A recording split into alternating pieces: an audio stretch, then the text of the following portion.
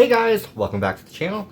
I'm Justice. In the last few months, give or take now, I have been covering every single entry in the Nightmare on Elm Street franchise. I have essentially been going into every nook and cranny that Mr. Freddy Krueger has entered to and covering that for you guys. So I threw together a compilation of all my reviews, so if you guys wanted a longer format to hear all my thoughts on this entire franchise, then this is the video just for you. I'll also throw some timestamps down below if you guys want to jump around. Then at the very end, I'll go through and do a full-on ranking for all of these movies. But this video is already going to be a fairly long one. So before I yap your ear off anymore, let's just cut to the past and I will see you very, very soon.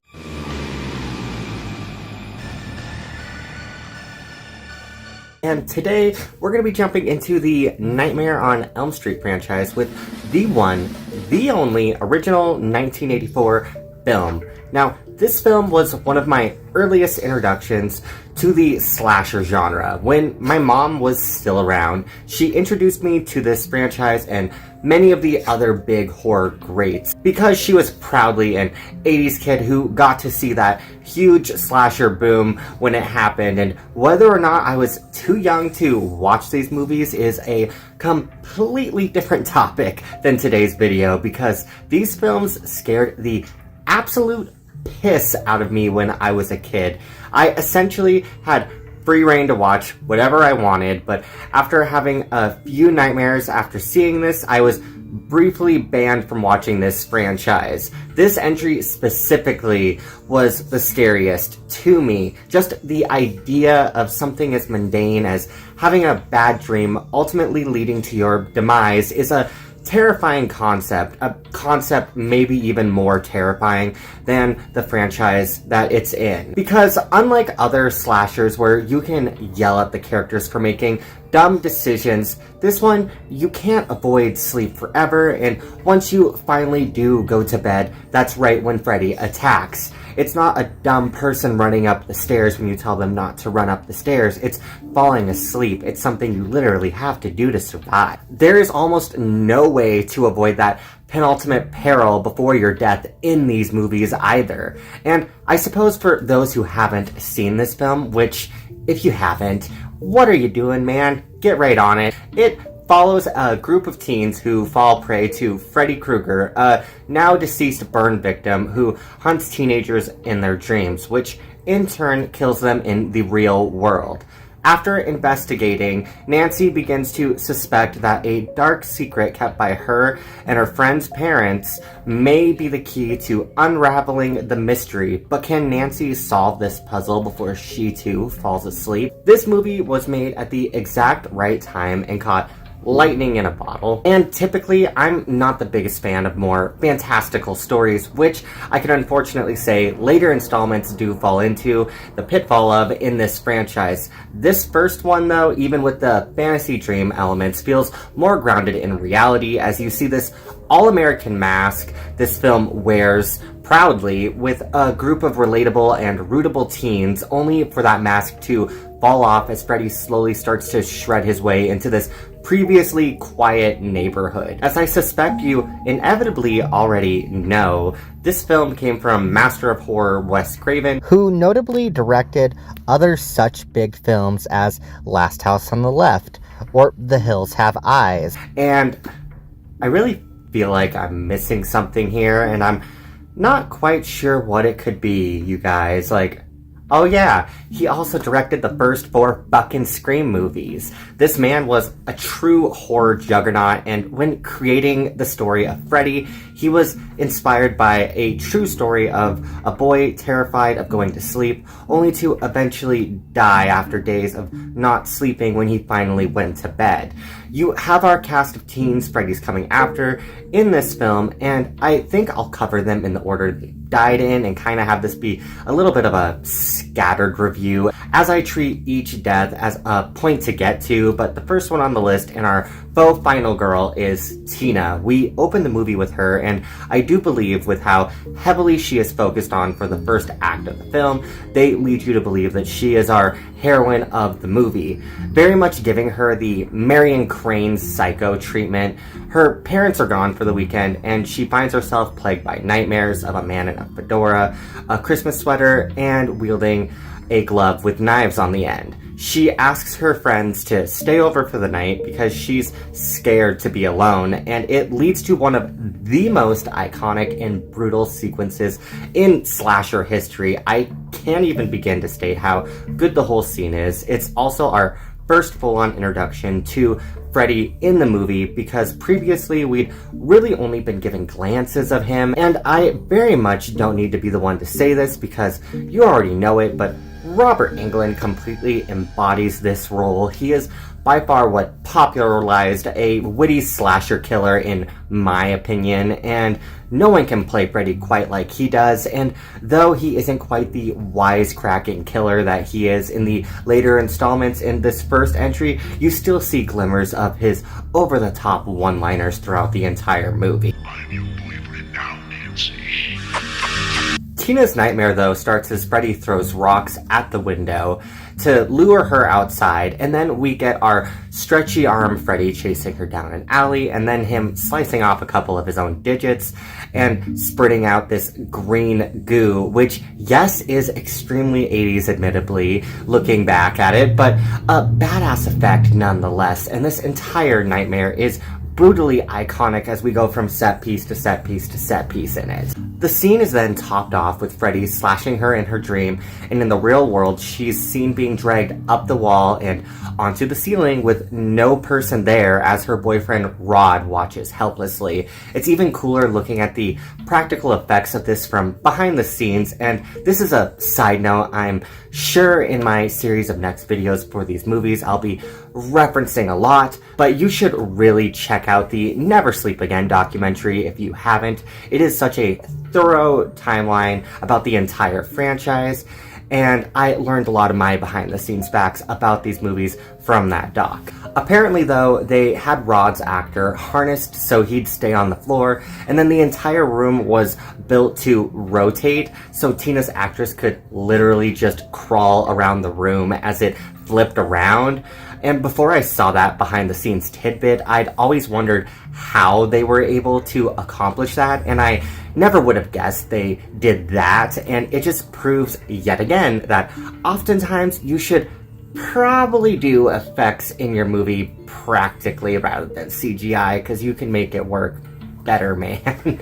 After her death, though, we meet our true heroine of the film, Nancy Thompson, played by Heather Langenkamp, and she is such a strong heroine in the slasher genre, and easily one of my personal favorites. You watch her do whatever she can to save her friends and herself after Tina's death, and as she tries to uncover this mystery of who Freddy is, and learning that all the adults in her life, including her own mother and father, know more about Freddy than they'll let on. She keeps a coffee maker and caffeine pills stowed away in her room to stay awake. She figures out how to calculate her dreams so she can go in and get the hell out, to learn more about who Freddy is and how to stop him, and we, the audience, are on the same roller coaster as her as we are left uncovering who this disgusting man was. But shortly after Tina's death, Rod is on the run because he is suspected for having killed Tina, and Nancy's father, who is an officer, is on the case and actually uses Nancy to catch Rod, and they find him hanging out in the bushes in the Elm Street neighborhood as Nancy's on her way from school. And for plot purposes, of course, which ironically, yes, actually it is for plot purposes, Rod is seen wearing nothing but this leather jacket and completely shirtless underneath, and The 80s had a way of showing off men, man, and I feel like I'm gonna comment on that a lot more in this video. Damn, Rod was fine as fuck, man. Rod ultimately gets arrested because nobody understands his story for how Tina was attacked, which then ultimately leads up to his death sequence, which shows him in the jail. And again, really cool behind the scenes things I'm going to mention here as well. Freddy essentially transforms the sheet to wrap up around itself and turn into kind of a snake that wraps around Rod's neck before hanging him, and the effect was accomplished by just filming it in reverse. They like pre-wrapped this sheet around his neck and then just pulled it away and then like reversed the shot so it made it look like it was going around his neck. Again, a very cool thing that they were able to accomplish, and you would never guess just watching the scene. But it's at this point that Nancy's friends are dwindling off faster and faster. The only other person she has left from her group is her boyfriend Glenn, who is played by Johnny Depp, and the way he got hired for this movie, man, it is a sight to behold, because when I was watching the documentary, they talked about how Wes Craven wanted someone in the movie that was more of your typical, like, muscular jock type, and he had all these headshots laid out at home for people he was going to have play Glenn. And then his daughter ended up going through said headshots and saw Johnny Depp's picture and immediately was like, ooh, heartthrob, you need to have him in your movie, Dad. And Wes did not understand it at all, but due to his daughter's request, he threw Johnny Depp a bone and had him in the movie. And I love that tidbit of horror history right there. It's always so funny to me when you see all these really big actors in their early roles starting out in horror movies, and he was no exception to that rule, apparently. Nancy, though, is continuing to struggle to get people to believe her that there is someone coming after her. Her parents just want her to go to sleep and to stop struggling with these nightmares and thinking that she is just traumatized from what's happened to her friends. They take her to a doctor, to this sleep specialist, to like look at her dreams and track them, and it's during this nightmare that Nancy begins to learn that she can actually take things from the dream world into the real world if she grabs them right before she wakes up, because as she's woken up from a nightmare in this hospital sequence, she ends up having Freddy's hat in bed with her and begins to form the plan that maybe she needs to pull Freddy into the real world after all. Also, another side note here, but her drunk of a mother is kind of ironically iconic throughout this whole movie. That woman's blatant alcoholism is kind of funny, with her hiding booze in every nook and cranny she can in their home.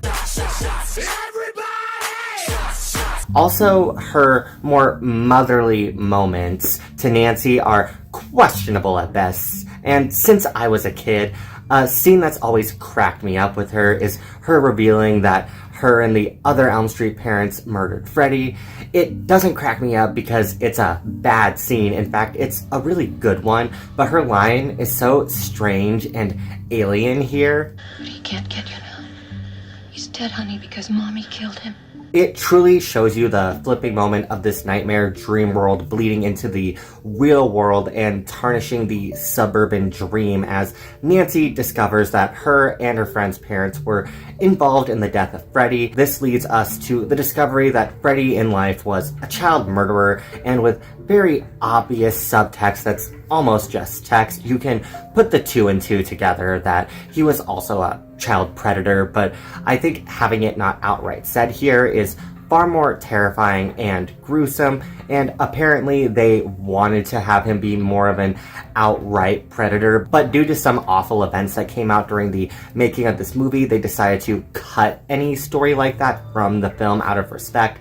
And I think it's a good thing they did, because like I said, I think it's way more terrifying to be able to put it together than have someone just spoon feed it to you, for a lack of a better term. Building up to this main finale of the film, we have Nancy looking at all these different trap manuals to make all these different booby traps to capture Freddy in. She devises this very Home Alone type plan to pull Freddy into the real world now that she knows that she has this power to do so, and you again see all these really badass moments for her trying to take control of the narrative as she starts to set things up to lure Freddy in and stop him once and for all. She sets up tripwires. There's this light bulb that she fills with gunpowder so it'll explode on him, and you have this axe by the door that's set up to fall down and hit him, and it's just very, very Home Alone. Before Home Alone was even a thing, she is calling her boyfriend Glenn from next door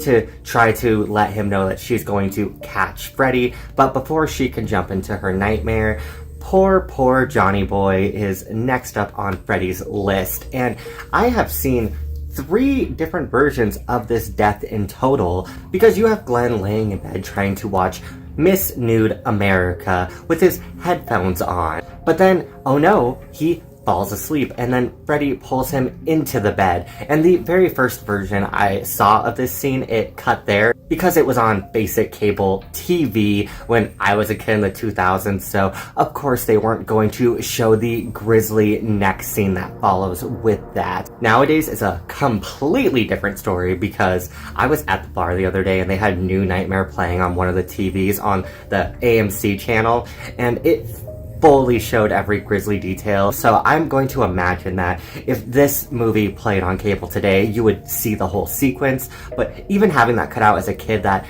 scared the bejesus out of me. But in the actual cut of the film, shortly after he is pulled into the bed, all this blood starts spurting out of it, way more than the human body could ever possibly actually hold. But let's be honest, guys, it looks pretty cool, so we're not going to ask questions. Another behind-the-scenes tidbit for this sequence is that they actually reused Tina's bedroom for Glenn's bedroom. They flipped the room upside down and they just poured a shitload of blood through a hole in the bed, and they weren't actually expecting it to end up looking like that. It actually ended up causing an on-set accident almost, but that's how they ended up getting the shot, and it looks so damn cool. So sometimes happy mistakes are a really great thing in movies. But originally they were going to show a sequence, and this is the 3rd version I was talking about. This sequence would have had Glenn coming out of the bed after he'd been pulled in. It shows his entire body levitating before dropping onto the mattress, and I am okay with this not being here, because after seeing that much blood, I highly doubt that he would have been in one piece. Nancy's father, though, shows up to the house with all the other policemen in an ambulance to investigate the grisly scene, and Nancy calls him and discovers that her boyfriend is dead and assures him that she is going to catch the guy who did this before telling him that she is going to go to sleep to do it. And up to this point, no one believes Nancy still. She does exactly that, though, when she sets an alarm on her watch and goes to bed and ends up pulling him into the real world. Freddy does jump out and start to attack her, and now the nightmare is fully in the real world. And we have Freddy chasing after her, and all those traps I mentioned earlier, he is setting off. But as he chases her through the house, it becomes very cartoony. She takes him to the basement before lighting him on fire, and during all this she's trying to get her father to come into the house and catch him. And then when her father does finally make it into the home, they see that Freddy has disappeared, but all the fire that had been on him is leaving a trail through the home, and Nancy realizes in horror that Freddy is going after her mother now, and she goes rushing upstairs only to see Freddy on top of her sleeping mother, still on fire and burning her. And her dad comes running into the room completely confused about everything that's going on and how this seems less than anything that could possibly ever be real. And he throws a sheet over the fire, and by the time the sheet comes up, we see Freddy is now gone, and what is left of her mother is this smoking skeleton, essentially, and it sinks into this void into the mattress before that fades away and the mattress is whole again.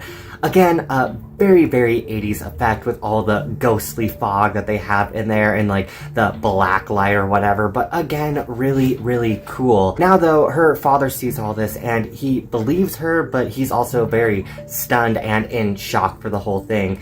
And Nancy asks her father to leave, which he does so, and almost immediately after that, we have Nancy facing towards the doorway, and we have Freddy rising up out of the mattress, stretching the sheet up with him in this really, really cool scene yet again. And he slices the sheets open and starts to linger towards Nancy. And Nancy decides that she is going to regain her power in this moment and tells Freddy that she understands what he is now. She understands that he's not real, that he's dead, that he's nothing, and that she doesn't believe in him at all. That she wants her life back and that she wants her friends back and her mother. And then drops, of course, this line on him. You're nothing. You're shit. He lunges at her and he ends up essentially fading away because Nancy has regained her powers. She's not scared of him. And when she steps out of her mother's room, she realizes that it is daytime now, and she looks behind her and it's her mother sending her to school, and all of her friends are out in the car, and it comes off very dreamlike, the whole sequence. And it very much is like a dream, so obviously a dream, especially when you have her mother, the little alkie through the whole movie, being like, you know what? I think I'm just gonna give up drinking. It's not fun anymore, Nancy. But then she sends her daughter to the car with all of her friends to go to school, and she watches smiling, and here comes the twist ending of it all. And I know a lot of other people talk smack about how stupid this ending is. Even Wes Craven hates this fucking ending. Like, it isn't a good ending. It is so freaking cheesy, but I kind of love the cheese of it all, honestly. Because as Nancy gets into the car with her friends, they're in a convertible, and all of a sudden the convertible top comes up on its own, but oh no, it is striped like Freddy's sweater. And then all of a sudden the car starts driving on its own. The doors lock themselves and they try to get out, but they can't. And Nancy's mother is standing over by the door and just waving goodbye to them, like la-di-da-di-da, nothing's happening, before Freddy grabs her and pulls her through the window of the door, which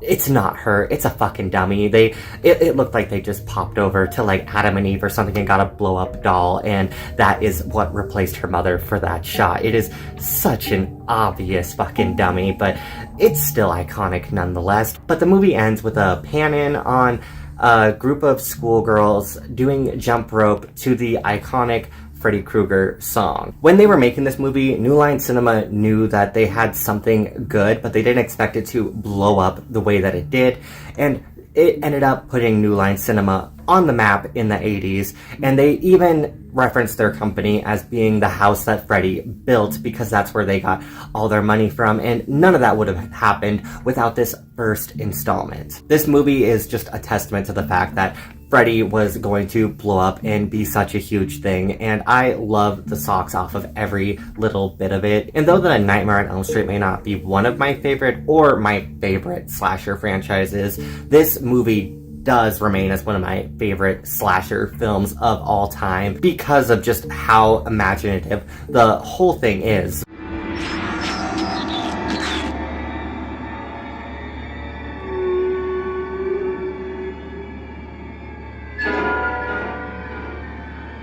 We are diving back into the Nightmare on Elm Street franchise with Nightmare on Elm Street Part 2, Freddys Revenge. And I genuinely wish I was this clever to come up with a synopsis for this movie on my own, but I very much am not. And I was scrolling on Letterboxd and I saw a Letterboxd review that sums this movie up perfectly. In this installment, Freddy Krueger goes after a twink and his beard, and there is no better way to say that, and I feel like if you've seen this movie, you know exactly what I am talking about. If you wanted an actual plot synopsis for this movie, though, it follows a teenage boy who is haunted in his dreams by deceased child murderer Freddy Krueger, who is out to possess him in order to continue his reign of terror in the real world. This is the infamous gay entry of the franchise, and yes, it may have only been the sophomore installment to these movies, but Freddy's second outing is quite clearly one of the biggest black sheeps of the franchise, with few connections to the first film. Pretty much as well, every other entry has some kind of bleed through with returning actors and characters, and then there's this one that has a few passing mentions of Nancy throughout the film, but other than that, there's not much, and even the rest of the films after this ignore everything that took place here. Is it because of the gay of it all? Probably just a little bit, and because this movie does break some very much nightmare rules that go against all of Freddy Krueger's things in his playbook. Even on his second outing, they threw that rule book away, man. It is unfortunate to me that every movie after this ignores everything that took place here. Saying that though, the movie isn't my favorite by any means either. In fact, there is a lot wrong with it, but it isn't anywhere near the worst thing this series has to offer. In fact, there are other movies we're going to get to in this franchise that I'm genuinely dreading rewatching for you guys. But even in this installment, Freddy's MO is completely different than what it typically is, and the way Freddy treats his main final boy is far different than the way Freddy treats his final girls of the franchise. Rather than wanting to kill Jesse, he wants his body, and if that sounds pretty damn gay, then you'd be correct, because this movie, as I've already stated a couple times, is gay as fuck. I mean, the insane amount of man-ass we get throughout it is a clear enough sign. And it's super ironic to me when you're watching interviews with directors, writers, and anyone else who worked on this film behind the scenes. They had no clue that this film was so gay, even though there is a scene of them all in a gay bar. There's so many BDSM moments. There's a BDSM kill in this movie. And then, of course, you have all of your male characters, or at least the main ones anyways, constantly shirtless and sweaty throughout the entire movie. Like, if this isn't all gay, then I don't know what is.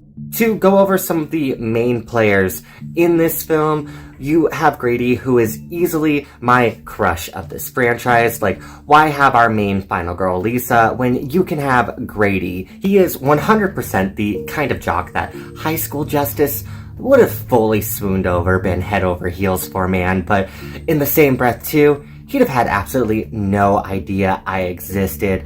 Unlike me, though, Jesse has every intention to make sure that Grady knows that he exists. Something is trying to get inside my body. Yeah, and she's female and she's waiting for you in the cabana. And you want to sleep with me. You see them bicker with each other at the beginning of the film, before forming an unlikely friendship. The two were the enemies to lovers we deserved in this franchise, but never ever truly got. And speaking of Lisa from a moment ago, in any other entry, she'd have been our main character, and here she's more or less sidelined so that Jessie can be our scream queen of the film. And I enjoy her friendship with Jessie, and I do think she very much comes into her own towards the end, and she has a few memorable scenes, especially when she goes toe-to-toe with Freddy Krueger himself. But unfortunately, because she never is truly our focal point of the film, I feel like her character is hard to latch onto, especially with the fact her character is mainly focused on her romance with Jesse. A romance that is more than hard to believe or care about, for that matter, with how obvious it is that Jesse's a total flaming homo. On the subject of Jesse as well, he is easily one of my favorite final girls, with no other word I really know how to put there, I guess. I do enjoy the change up. Instead of just having Freddy coming after them and trying to kill him, there's like this whole intimate setting and feeling to it as Freddy's trying to possess him and take over his body. The entire notion of it is inherently erotic in its own way, especially with the fact that this is the only time that Freddy mainly goes after a male character, and this is the only time that this is his motive to do such. It very much almost makes the subtext just text. And how can one not bring up Mark Patton's very improvised dance scene that apparently got played in gay bars quite frequently, and sometimes on loop for that matter, of him using his booty to close the dresser drawer. This film, though, has a lot of really memorable scenes for all of its flaws, but you also can't ignore other scenes, like with the buck-ass bird that just flies around and then blows up, only for Jesse's father to appear a little bit later and try to blame the whole thing on cherry bombs and accusing Jesse of blowing up a bird. And it's just odd to me that Freddy felt the need to blow up a couple parakeets. Like, strange choice there, man. But other than that, there isn't a whole lot that's glaringly bad to me. There are some effects in this movie that have very noticeably not aged the best. I'm not even the biggest fan of how Freddy looks in this entry. I think he looks too wet. And another thing that they mentioned in a behind-the-scenes documentary that I was watching for this is that they were trying to make Freddy look more like a witch type in this movie, and you can tell his nose is more pointed, and there's like different structure to his face. And I don't entirely blame the makeup team, because apparently they kind of had to do whatever they could to figure out how to do Freddy's makeup in this entry, because they didn't have any notes or anything to go off of for how they did it in the first film. But in the same breath, too, it doesn't look anywhere near as good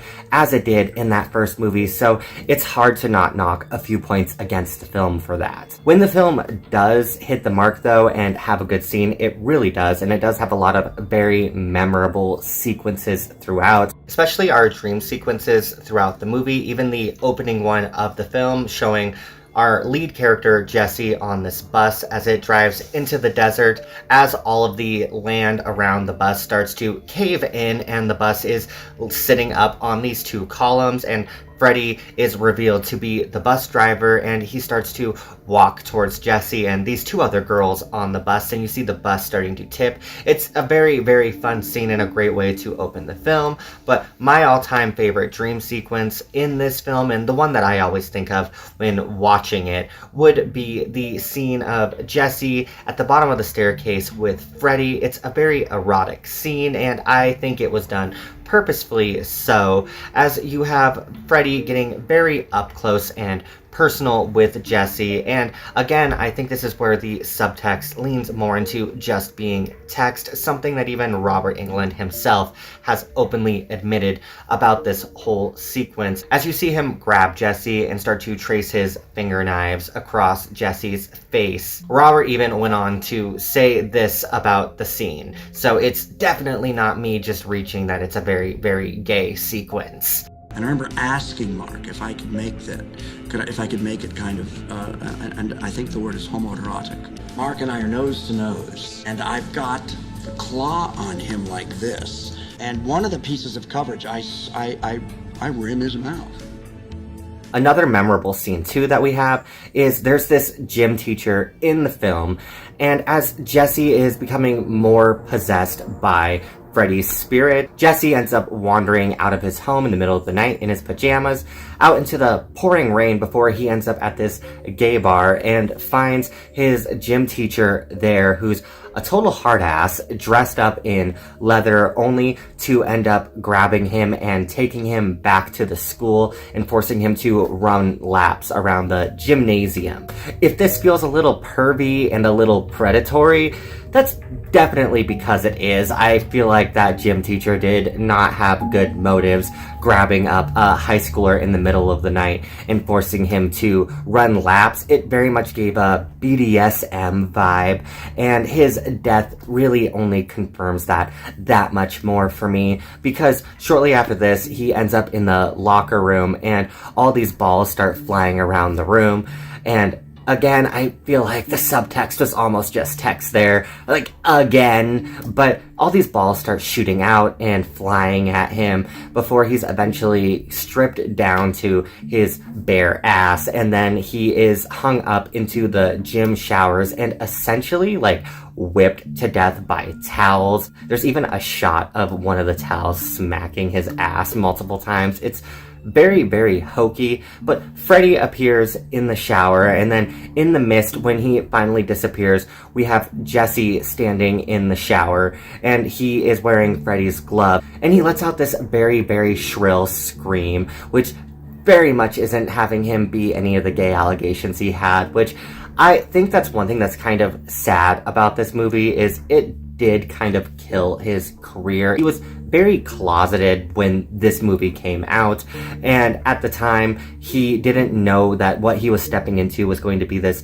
movie filled with all this gay subtext. And if you want to know more about Mark Patton's life and his experience making this movie, there's a documentary that I would massively recommend to you guys. You should check out Scream Queen, My American Nightmare. It is a really good movie, and it tells you a lot about his experience making the movie and then his struggle with AIDS. I think it's a very fascinating watch. This entry too, even though some of the effects, like I said, can be hokey at times, what's not hokey to me is a lot of the body horror they were able to create in this film. You have all these scenes of Jesse transforming into Freddy as his skin peels apart. Freddy's knives start to form out of his own fingertips, and it's very gruesome stuff. You even have in one of my favorite sequences of the movie where Jesse ends up at Grady's home, and when he gets there, Grady is looking handsome as ever in bed. He's shirtless, and whew, that guy was a total dreamboat back then. But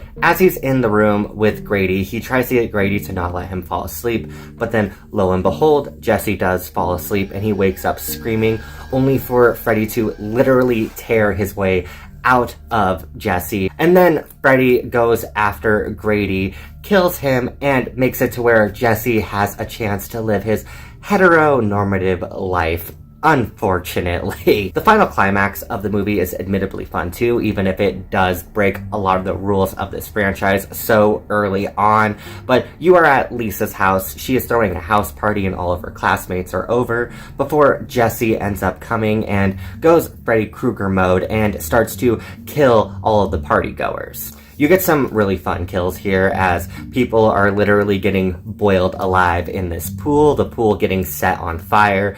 You have people getting slashed by Freddy. You even have this one guy who tries to get like personal with Freddy and explain to him like, man, you don't have to do this. Like, we can help you. Like, we got you, dude. And that goes about as well as you would expect it to for him, and Freddy ends up killing him before dropping one of his most iconic lines of the entire franchise. You are all my children now.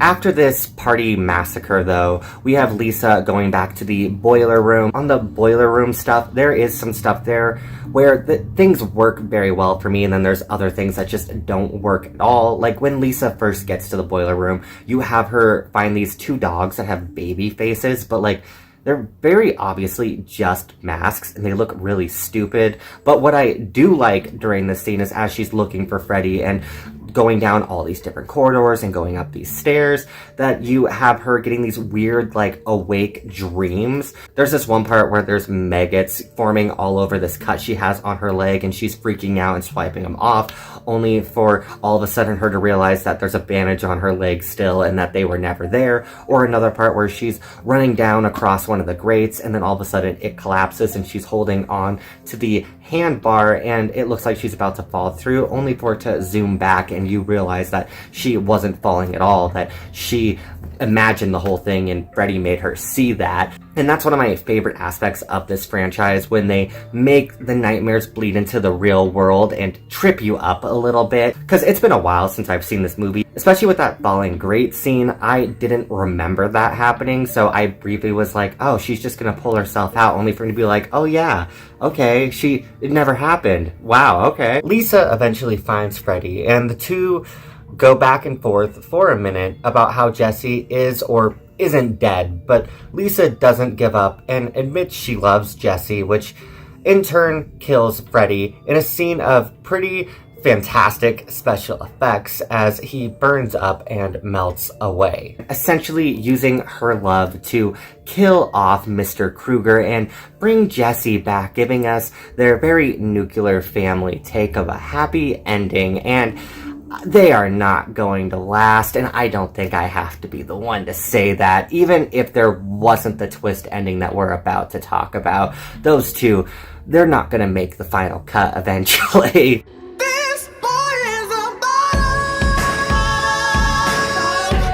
After saving Jesse, him and Lisa appear sometime later on their way to school and are taking the bus. They are seen joking around and talking with one of their friends, and they all think the nightmare is finally over. Until we have a very strange cut, which, mind you, I didn't edit that cut. That's exactly how it looks in the movie. But Freddy lunges his hand through the friend's chest, and Jesse lets out one last shrill scream as we realize it's the same bus from the beginning of the film driving off into the same desert. And we never see or hear from these characters ever again. It is really disappointing to me that we don't hear from them, especially with the fact that every other entry in this franchise does some form of a callback to the previous one typically. Even if I'm not the biggest fan of how they bring characters back sometimes in these movies, it is still nice to see that we are in a very, very connected world, that everything's cohesive with each other. I am less of a fan of horror franchises that are more all over the place and you don't have more of this like ongoing story with it. But in the same breath too, I can see why they ignored it, because one of the cardinal sins this movie made was having Freddy running around the real world and killing all of those party goers, and there wasn't really much reason for him to be running around like that. Even Wes said it took the fear factor out of all of it, that there was no reason for him to be there. It goes against him being this dream demon per se. And it does feel admittedly hokey, even though I like the pool scene when you have Freddy chasing after them. You have all these characters just running all over the place and cowering, and Freddy looks kind of cartoony in that moment and less scary, but I don't know, I still kind of like it. So, like I said, by all means, it's not an awful movie. There's things that they did here that worked, but overall, it's very much, you could skip this entry and you wouldn't be missing anything out on the Freddy Krueger story really at all, because this movie is a very self-contained story in this franchise, but I would never recommend skipping it because it is a pretty huge part of horror history. It's a pretty huge part of gay cinema history, in my opinion, as well. I mean, can you tell me, like, any franchises, really big horror franchises, that so obviously did a very gay sequel? I think it's really cool that we have this huge, big franchise with a big character like Freddy Krueger, and we have this character that is so blatantly, obviously gay, and then it gives you these weird implications about Freddy's own sexuality as well, and I just think it's a very fascinating topic at the bare minimum, even if the movie isn't the world's greatest.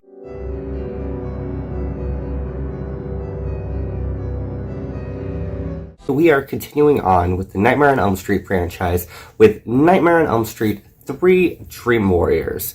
Now, after the success of Freddys Revenge, New Line realized that the Freddy brand had full potential of becoming a franchise. But even though the second film was a financial success, reviews weren't the world's greatest, so they decided to try and hone in on what made the original so great by giving us another worthy heroine, bringing Heather Langenkamp back to the fold to reprise her character of Nancy, and of course they made Freddy more of a forefront character in this film, making him wittier and far more terrifying, and made the nightmares a worthy spectacle throughout. They even had Dokken make a song for this film, and the music video is like, oh so 80s, you guys. You've got to check it out. It is definitely a sight to behold, but it's been a few years since I've watched this entire franchise, and typically out of all the sequels, this is where Freddy is at his best, for me anyways, with some of his best kills, some of his best one-liners,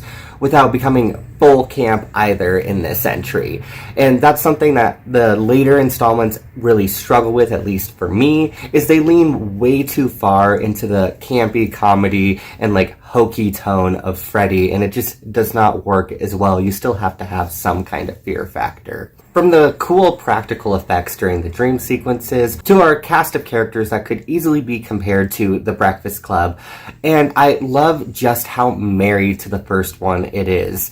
I enjoy part 2 even with its flaws, but this film is a true sequel to the first and adds to the Freddy lore in really interesting ways. It even sets it up as a mystery throughout the film, as we have this mysterious nun who slowly gives us more and more info on Freddy's past before that too becomes a twist all of its own. It's a really fun flick, and out of all the sequels, this is the one I'd probably recommend by far the most because it just has so much heart. In this film, Kirsten is our new final girl of the franchise, and what a great final girl. I think Patricia Arquette does an amazing job with the role. She does a great job in this movie and gives us a great performance and is easily the second best final girl of the franchise, right behind Nancy, of course.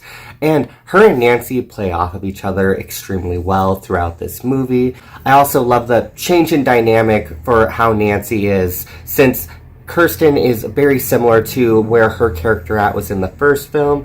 Nancy becomes the more trusted adult figure that is stepping in to help protect these kids as she looks out for Kirsten and all these other kids that are in this psychiatric hospital. It's a really natural way to grow her character in this movie, and she isn't forced in at all here. And again, it just proves that maybe this should have been the second movie versus the third one, but I digress on that. But flashing to the future for Nancy, Nancy is now a psychologist who just so happens to mainly focus on sleep disorders, and we're all going to take a moment to take notice of the OG girl boss returning to the franchise, the icon, the legend, the moment, and this is such a great way to continue her story.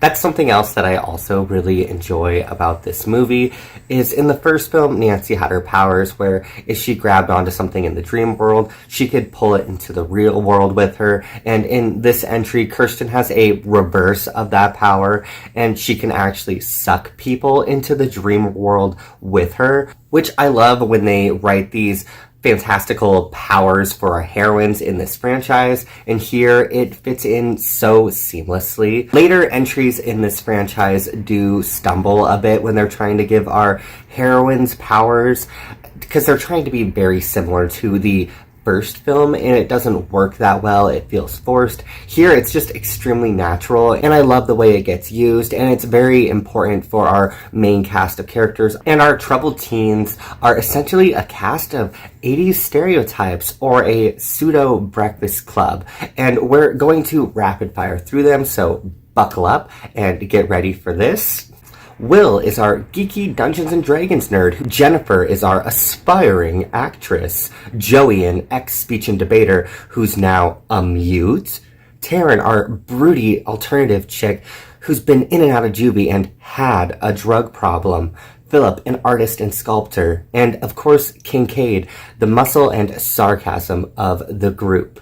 These kids are mostly just their stereotypes, but throughout the film they get plenty of time to shine with one another, and though they never really break the mold of their stereotypes, they're done so well here that they're some of the most memorable and lovable characters of the franchise. Heck, they might even be better than the characters in the first movie. And the motive of Freddy this time around as well is a fascinating one, seeing as this group of misfits are the last kids of Elm Street, and this is Freddy's chance to finally end the bloodline for them, essentially. One thing that's really rough with this movie too is, yes, this cast of characters is extremely likable, but at the end of the day, this is a horror movie, and one by one, sure enough, they are all going to die.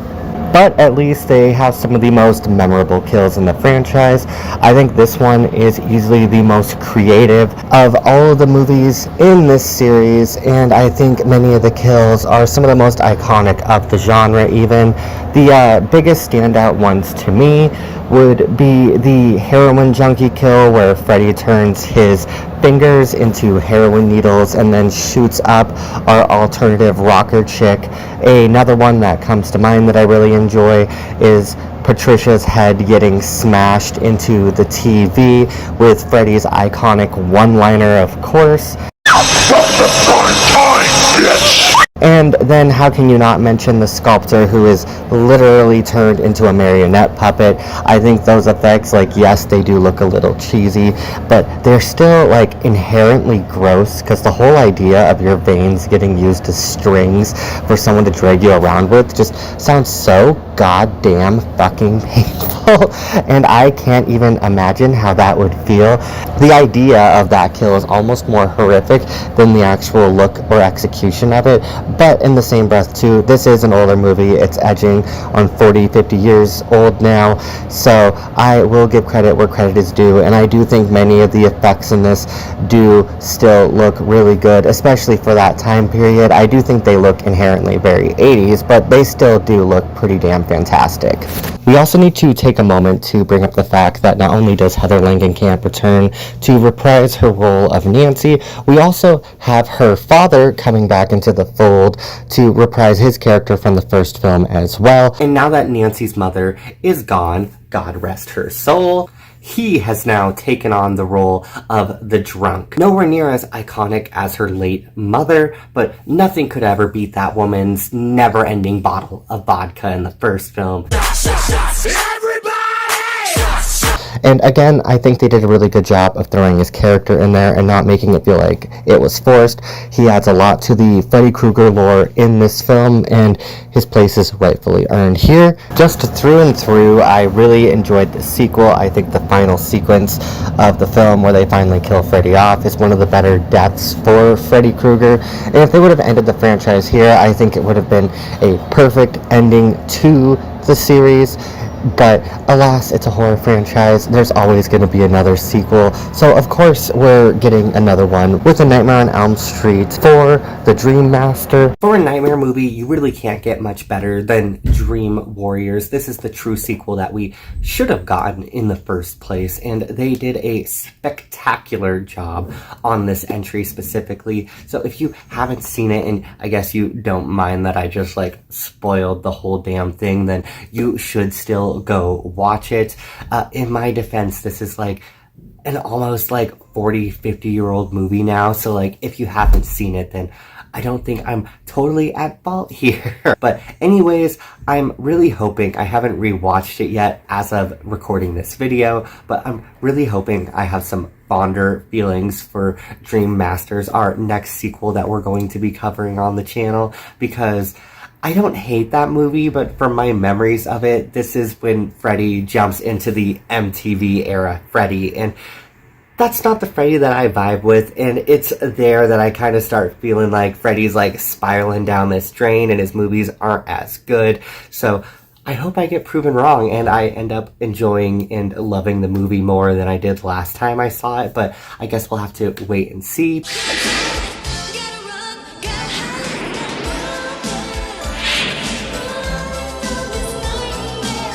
And we are going to be diving back into the Nightmare on Elm Street franchise with Nightmare on Elm Street 4, The Dream Master.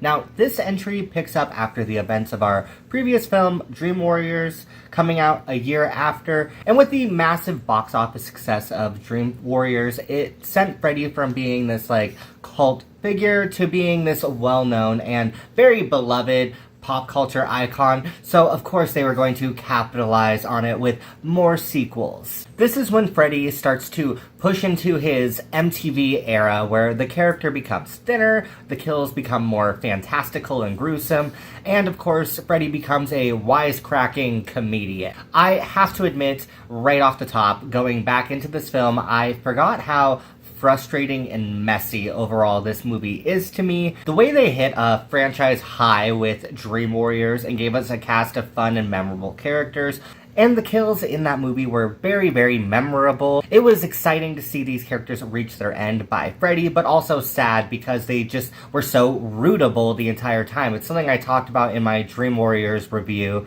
that all the characters in that, like, yes, they really are just like a teen stereotype, but they're done so expertly well that you just grow to love them throughout the film. This is not replicated in this movie, though, unfortunately. If anything, it couldn't be even farther from it.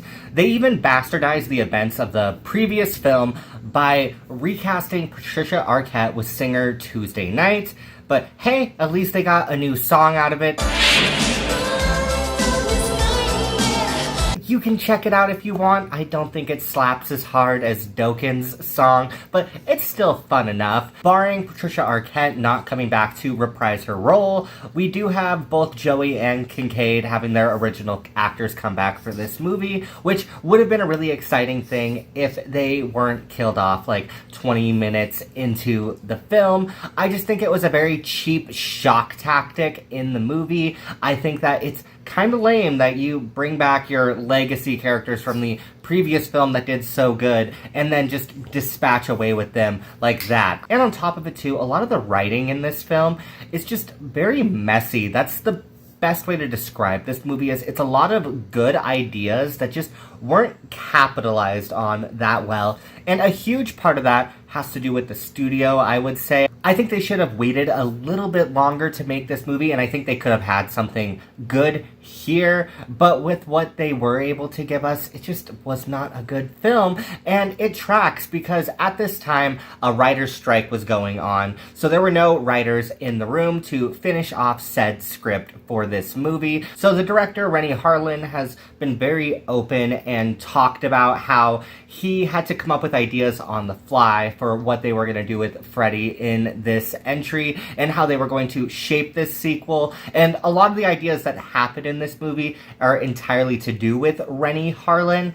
And I don't think all the ideas he had were bad. I just don't think he's much of a writer at the end of the day because there isn't much of a plot going on throughout this movie, and the characters are really flat, and like I said, a lot of the ideas just feel extremely half-baked at the end of the day. Unlike the other entries as well that I have gone through and watched, I did end up reading the novelization of this movie. I found an audiobook for it on YouTube and checked it out.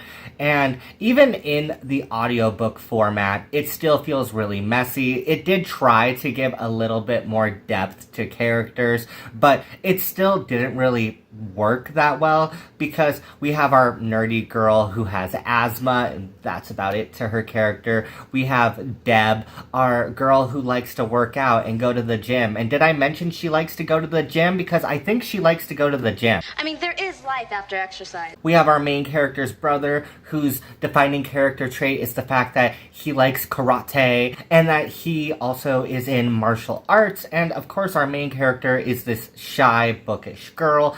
I don't have as many problems with our main character, Alice. I actually do think that Lisa Wilcox does a really good job with the role, and I actually really do enjoy the character of Alice. I just don't enjoy the movie that she's in overall. And I know I might be sounding extremely negative about this movie. I don't hate it by any means, but this is very much when Freddy gets his switch flipped for me, and I think that he gets too comedic and it's too worried about one-liners and making Freddy like the star of the show, but it just doesn't work here. In a franchise like the Chucky movies, I think Chucky does a really good job of being a wisecracking comedian.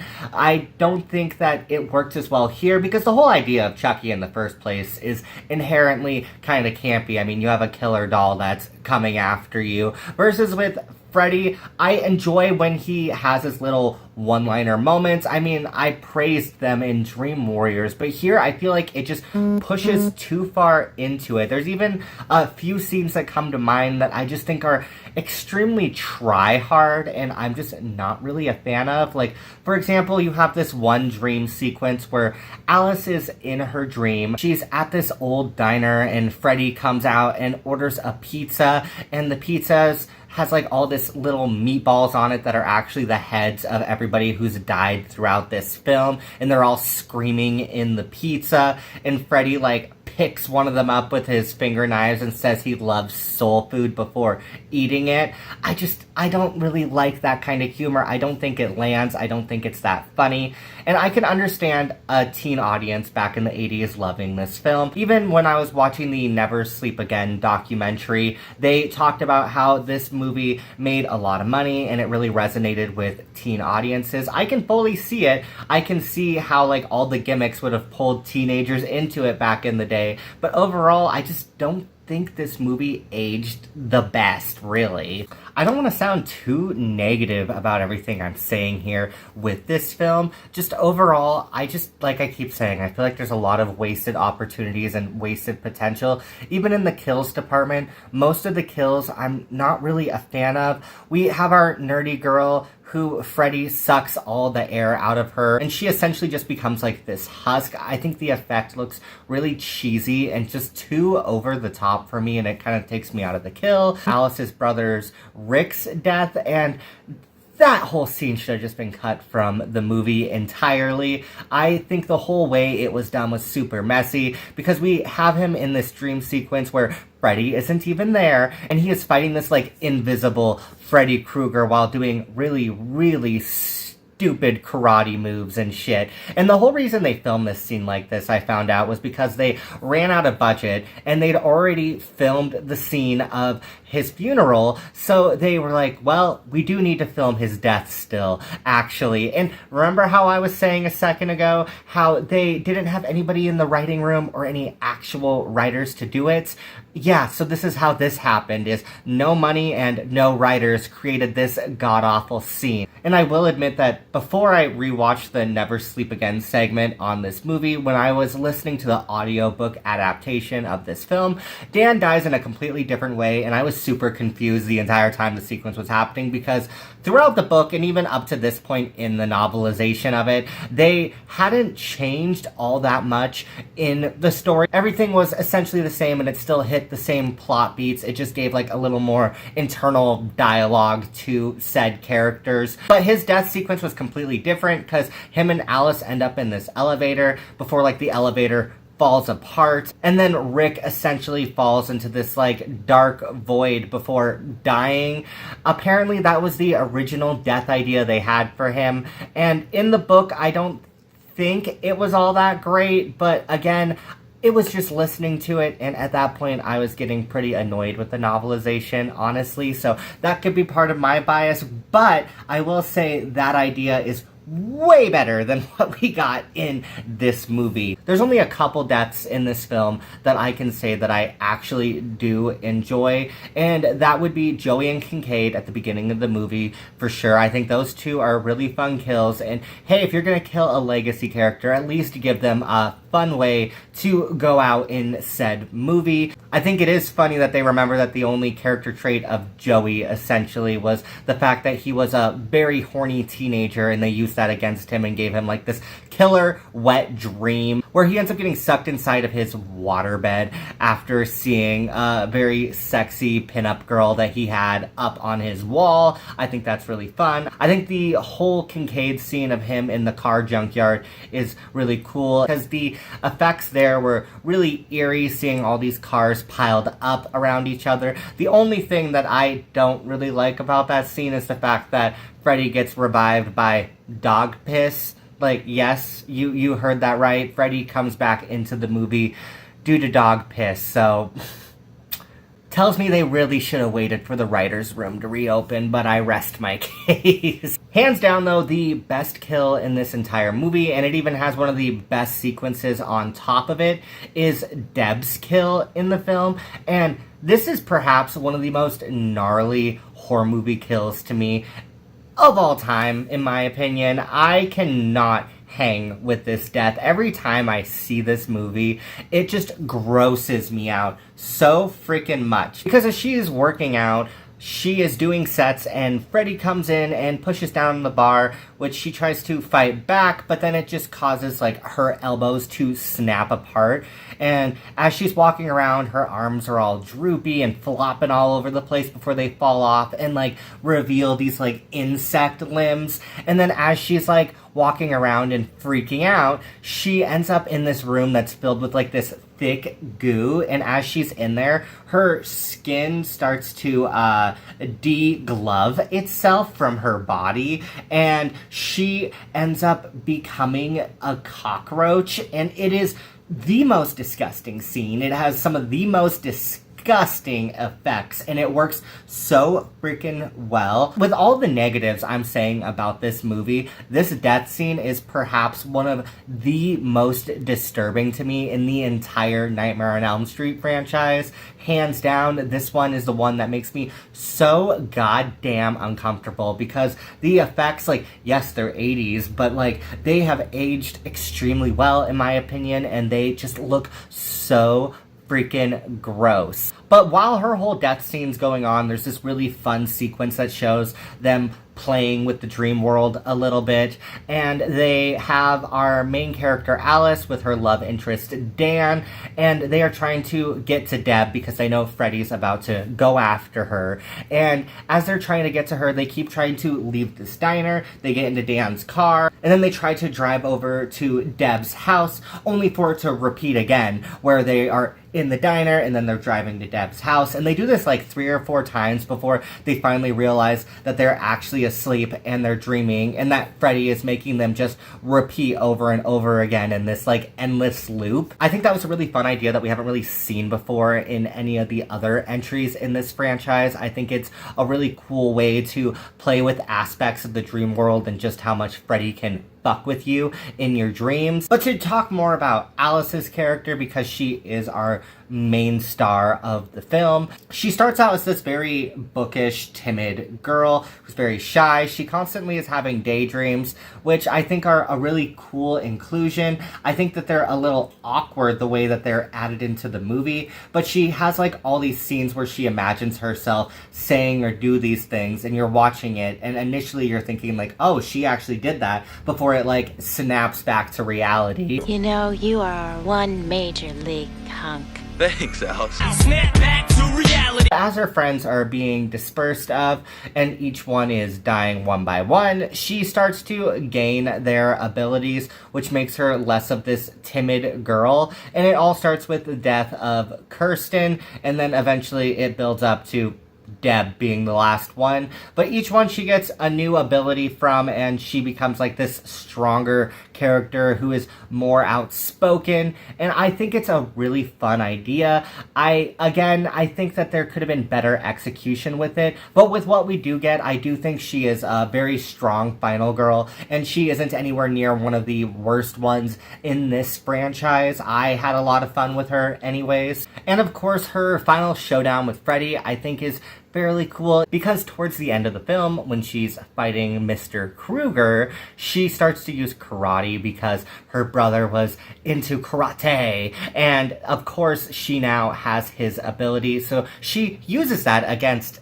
Freddy. It's so stupid and cheesy, but it is fun. What's less fun is how Freddy dies. She literally shows Freddy a mirror so that evil can look at itself in the mirror, and that's what eventually kills Freddy. I just don't think it was that cool, but what is cool is the effect for how Freddy does end up dying in this film. I think this is probably one of the best death scenes for Freddy in the franchise. It has some really cool effects, because you have Freddy who starts having like all the souls inside of him and like pushing around in his body, and you could see them like pushing through his skin before he eventually deteriorates. And the whole way they even shot the scene was really cool, because they had like this giant Freddy dummy. They had all these girls get inside of the dummy and like push themselves up against it to achieve this effect, and you would never guess it by watching the scene. But overall, for this movie, it has a lot of really good ideas, and this isn't at the worst Freddy sequels yet, but this is the point of the franchise where I start to dislike the movies. Even for me personally, usually when I watch the Nightmare franchise, I usually stop at 3, because I just get annoyed with the rest of the sequels in the franchise. I just think they become cheaper and cheaper, and Freddy becomes more gimmicky, and they forget what made Freddy scary in the first place in these later sequels. If you guys disagree with me, I fully get it. I mean, I've had people comment on some of my past Nightmare videos where they talk about how they were alive back then and that they gotta watch these movies as they came out, so they have that nostalgia for them. Versus me, I don't have that nostalgia for this franchise. Yes, I watched these movies when I was young, but I didn't watch them as they were coming out, so they very much hold a different charm for me than they do for most other people who saw these movies as they were releasing. But for me personally, I just think this is where Freddy becomes just too funny for my taste. I don't really like how fantastical the dream sequences get, and just over the top. I just don't think Freddy works as well when he's a wisecracking comedian. Like I said earlier, there's horror movie characters where I think it works perfectly fine when they decide to push into that comedy genre, but having that be all of Freddy, I just don't think works that well. And of course they stuck with this avenue for Freddy because it was successful in Dream Warriors, and then it was also successful in this film. So the next entry we cover is going to be more the wisecracking Freddy, but at least we got some more Alice to talk about in that next movie, and I kind of like Alice. I have a fear that from what I remember of The Dream Child, that it's a very boring movie with like 3 damn kills, but I had fun seeing more of Alice, so hopefully that rings true.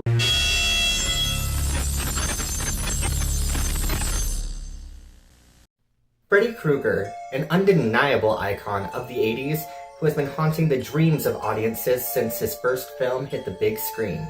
But as more sequels began to stack onto this franchise, the fear factor faded away.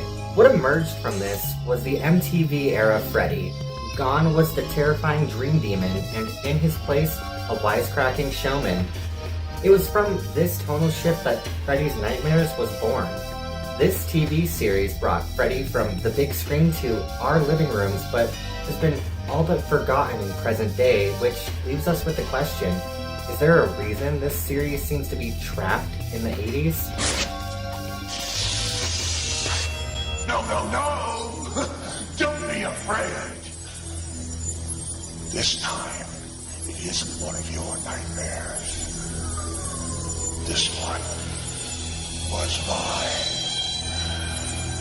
And today we're going to be jumping back into my Behind the Horror series, where I cover films that had a whole bunch of behind-the-scenes drama, or just a whole bunch of controversy surrounding them. And today we're going to be changing the format up just a wee bit. We're going to be covering Freddys Nightmares, and instead of any drama or controversies, we're going to be talking about Freddy's jump from the big screen to television. I also want to point out too, before I jump into this video, that a lot of the information I got for this is directly from the Never Sleep Again documentary, and if you guys haven't checked that out yet, then I 100% recommend that you do. If you're a huge Nightmare on Elm Street fan, you'll find a lot of information in that about the entire franchise, and you won't want to miss a single minute of it. But with that all out of the way, let's take a look back at this forgotten television series.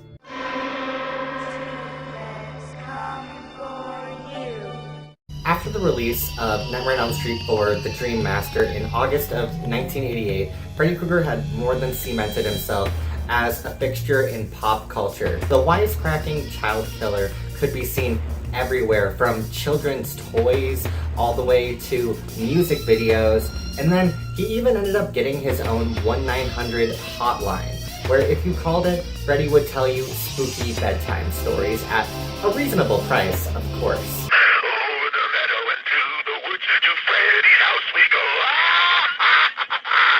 Freddy Krueger had become a full-blown brand, so of course studios wanted to capitalize and profit off the new character. So only 2 months after the release of Dream Master, we had Freddys Revenge appearing on our television screens in October. Slight insert from Future Justice. I meant to say Freddys Nightmares, but I feel like that goes without saying, but back to the video. It was an anthology series that had Robert Englund reprising the character, and he acted more as a host for the show. In Robert's own words, he described the series as a dark, twisted Twilight Zone. And instead of having Rob Sterling telling you the tale that you were watching today, you had Freddy appearing on the screen. The show's unique structure had a runtime of 40 minutes, usually cut into 2 different stories that had a loose connection to them, but Freddy was very rarely the villain that you saw on screen. He, more often than not, served as the snarky commentator to the horrible things that you saw happening in Springwood. The directors had free rein to have some fun with the series and push boundaries, often filming scenes packed with gore and nudity they knew would eventually get cut. The biggest example of this was the season 1 finale, Safe Sex, which actually had 8 minutes of its runtime cut out before it ever hit TV screens. Many big names in horror directed episodes of the series, most notably Tobe Hooper, who is most known for the original Texas Chainsaw Massacre. He directed the pilot of the series, which also served as a prequel and a heavily retconned take on Freddy's origin story in one of the very few episodes that centered on Krueger himself.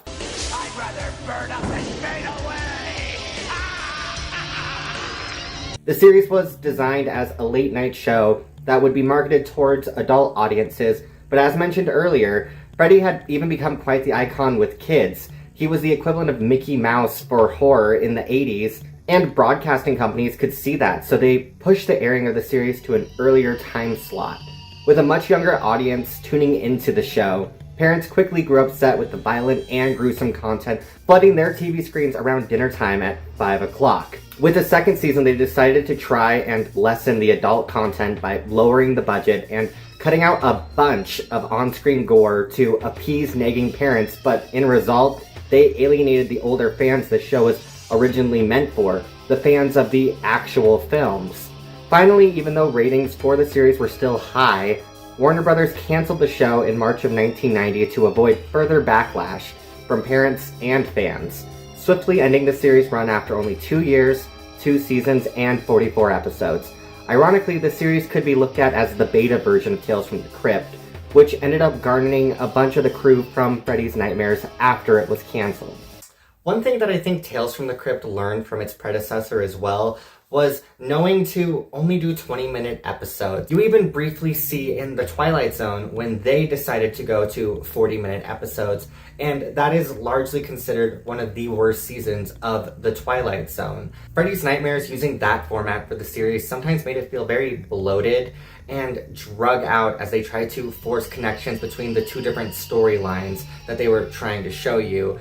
And the rare instances where you had an episode where it was just one cohesive story from beginning to end, it felt like they were trying to stretch that razor-thin plot across the entire runtime. In many of the interviews, directors from this series talked about when they look back on it, they remember how fun it was to make, but overall now they see it as very corny and almost embarrassing, but they're still glad that they were able to have that experience and that they were just given a chance to be able to direct something for TV and to even just leave a small mark on such a big and iconic franchise. I must admit that I saw it when they just started rebroadcasting these shows on DirecTV. I didn't even realize that the show was coming back, and it had been many years. I'm just flipping through the guide and I see Freddys Nightmares. I wonder, and I flipped it on and it was mine, and I watched it and my face just turned red. It's certainly the worst thing I've ever done. My worst work as a director, but it was fun.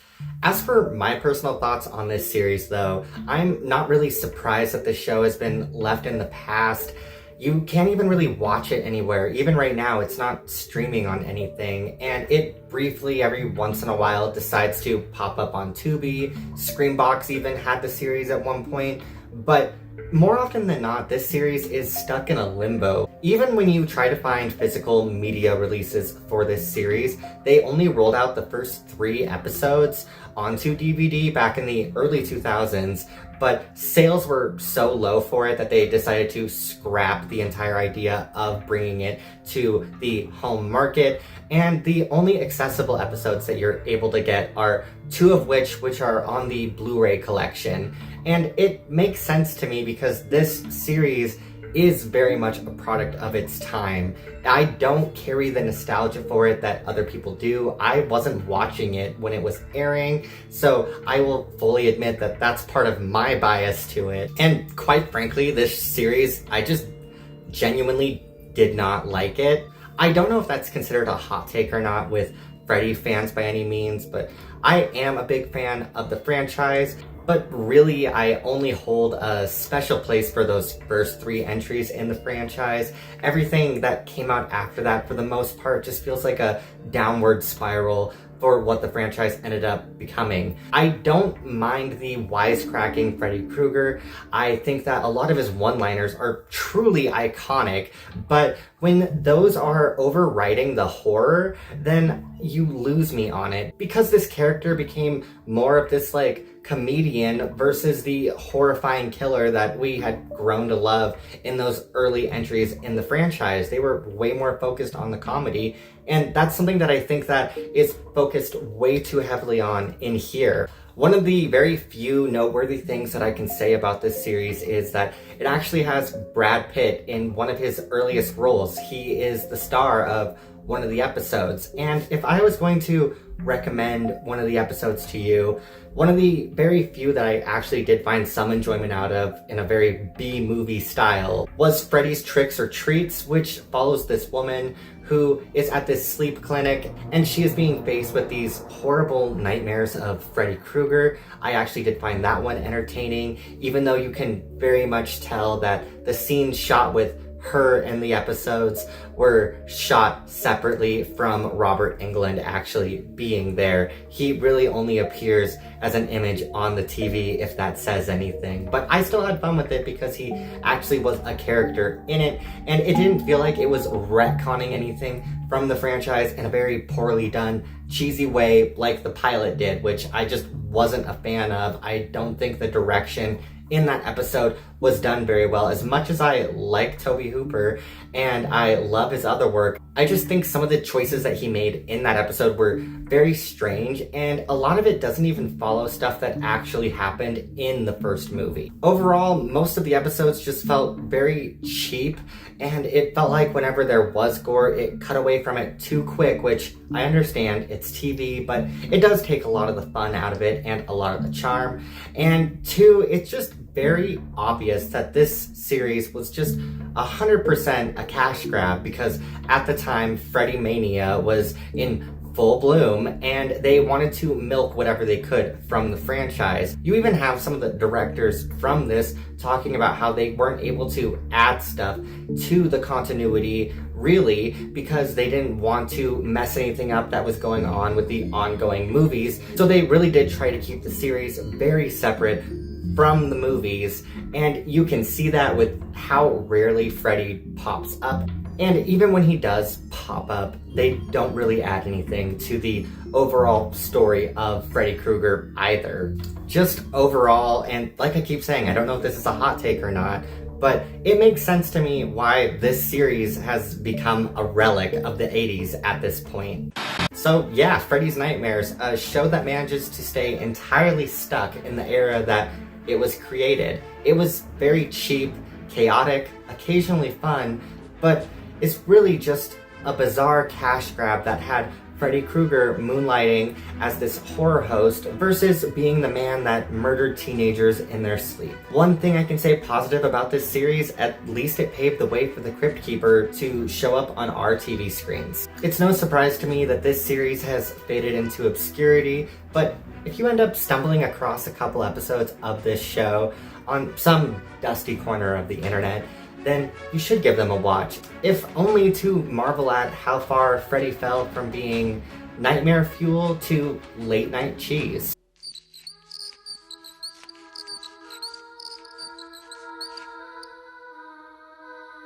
I'm continuing to trek along in the Nightmare franchise with Nightmare on Elm Street 5, The Dream Child. In this entry, Alice returns and is pregnant, but finds Freddy Krueger striking through the sleeping mind of her unborn child, hoping to be reborn into the real world. The plot synopsis for this film is way more straightforward than the actual film is. It's kind of hard to process that Freddy's whole plan is trying to possess her child in this entry until towards the end when Alice finally spells it out for you in this like exposition dump. But starting it off though, I don't actually hate this film.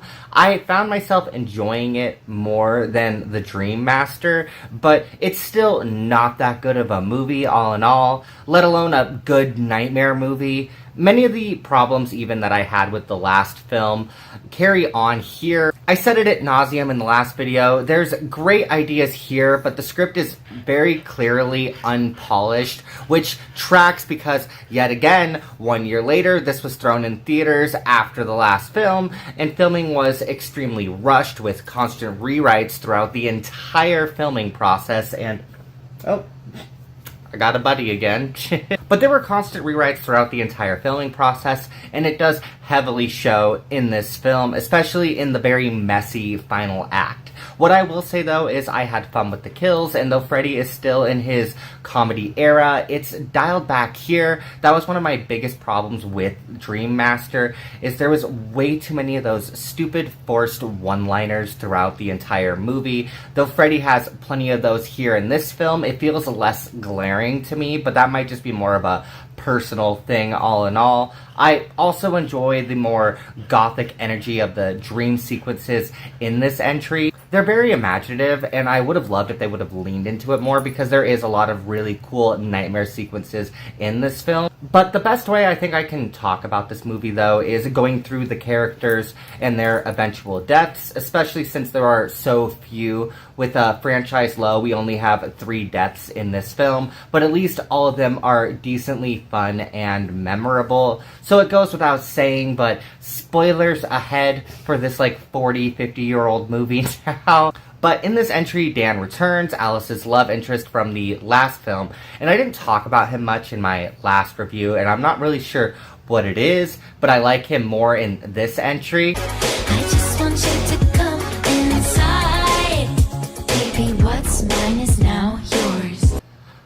Okay, yeah, that was probably entirely why I enjoyed him in this film. He's still the cute, doofy jock, but I enjoyed his return with Alice and was able to buy into their relationship, and I thought the way they built up to his inevitable death was very well executed, plus he gets the best death in the entire film. In his dream sequence, he falls asleep while driving, and initially he's driving his truck when suddenly Freddy is in the truck with him and just doing his Freddy thing and fucking with him, stealing Dan's champagne for Alice, spitting it out, and it turns to acid, and he rips his own arms off and turns it into a stick shift on the car so he can drive it. Extremely camp, but it's a lot of fun, and it has some pretty gnarly effects. Those effects won't even prepare you for Dan's eventual death, though, because ooh, ew. He ends up on this motorbike after the truck crashes, and the bike literally starts to merge into his body as you see the gears, wires, and hoses cut into his skin and tear him apart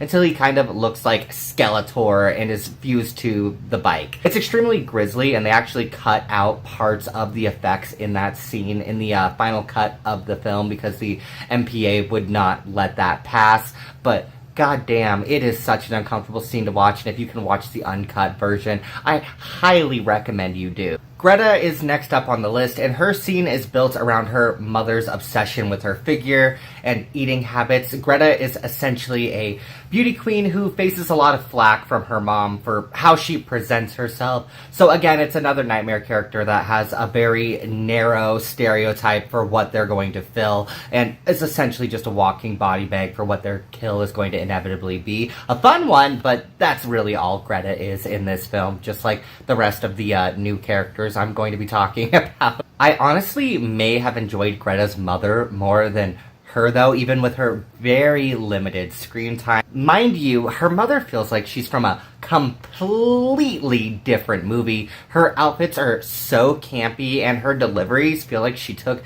acting tips from Aunt Martha from Sleepaway Camp. If you know, you know. Greta, that's not what a cover girl puts in her body. You never can be too careful. I feel like the director just let her do whatever she wanted, and I honestly lived for her really, really over-the-top performance. In Greta's death scene, though, she's at this big dinner party with her mother when it's discovered that Freddy is in fact catering this meal. He has Greta strapped down to her chair, and he starts to force feed her food from the table, even feeding her parts of herself, which again is another scene that got heavily cut down in the theatrical cut of the film. It's an extremely gross out scene, and the effects still make me uncomfortable to watch, and this eventually is what does her in. I love the sequence as Freddy's like stuffing her, but what I will say that I love less is her death in the real world. We see her choking, and I understand her flailing like this is because Freddy's holding her in the dream world, but it looks so goddamn stupid.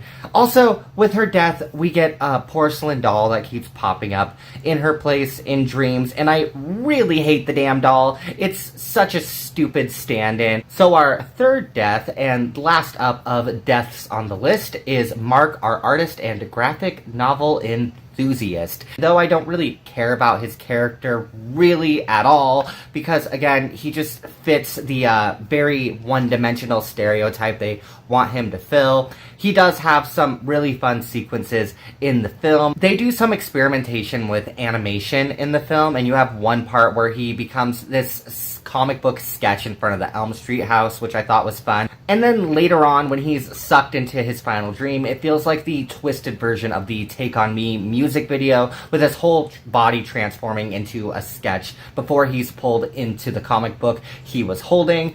This leads into the final death sequence, as I was saying. In this scene, we see him in this black and white comic book world, but Freddy and him have this little fight sequence. I think it gets a little too campy when you have Mark essentially morph into this like superhero character. I think it's a little too over the top, and then when you have Super Freddy come into the mix, which is like really buffed out big Freddy Krueger, I'm not a big fan of it. What I am a fan of, and I think is really cool, is towards the end of this elaborate death sequence, all of a sudden, Mark becomes this like giant paper cutout of a comic book character, and Freddy slashes into the paper, and it starts to drain of all the color on the picture, and Freddy just continuously slashes into it until he's nothing but this like shredded pile of paper. It's an extremely campy kill, but it's an extremely creative one. It's not that gory because you can't really make paper gory, but it's a very memorable scene, and it is one that I do enjoy in the movie, so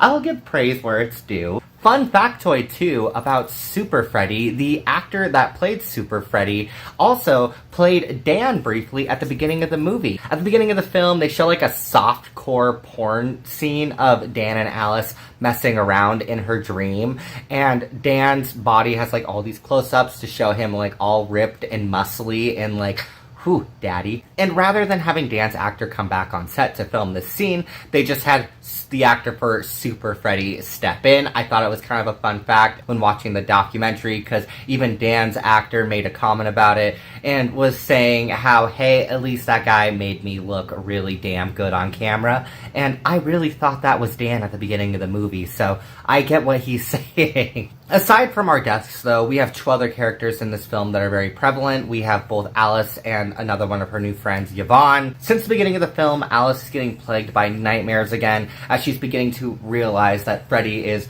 coming back all over again, and then she realizes that Freddy is actually haunting the dreams of her unborn child, since apparently babies sleep and dream a lot when they're in the womb. I think it's a really fun idea. It's not executed the best here, unfortunately, because I feel like at a lot of times it just feels really choppy and really just shoehorned into the film. You have like a lot of really fun dream sequences in this movie, but a lot of them just kind of feel like very clunky. But I did get some enjoyment out of them, and I had a lot more fun with the sequences in this movie. There was a lot of really gnarly effects and a lot of good lore and backstory building for Freddy. You have the return of Amanda Krueger, Freddy Krueger's mother, who became a nun, which I didn't really delve into this in my Dream Warriors video like I should have, so just to give a quick breakdown, Freddy Krueger's mom was a nun, and she was assaulted by 100 maniacs, and that is how Freddy was born into this world,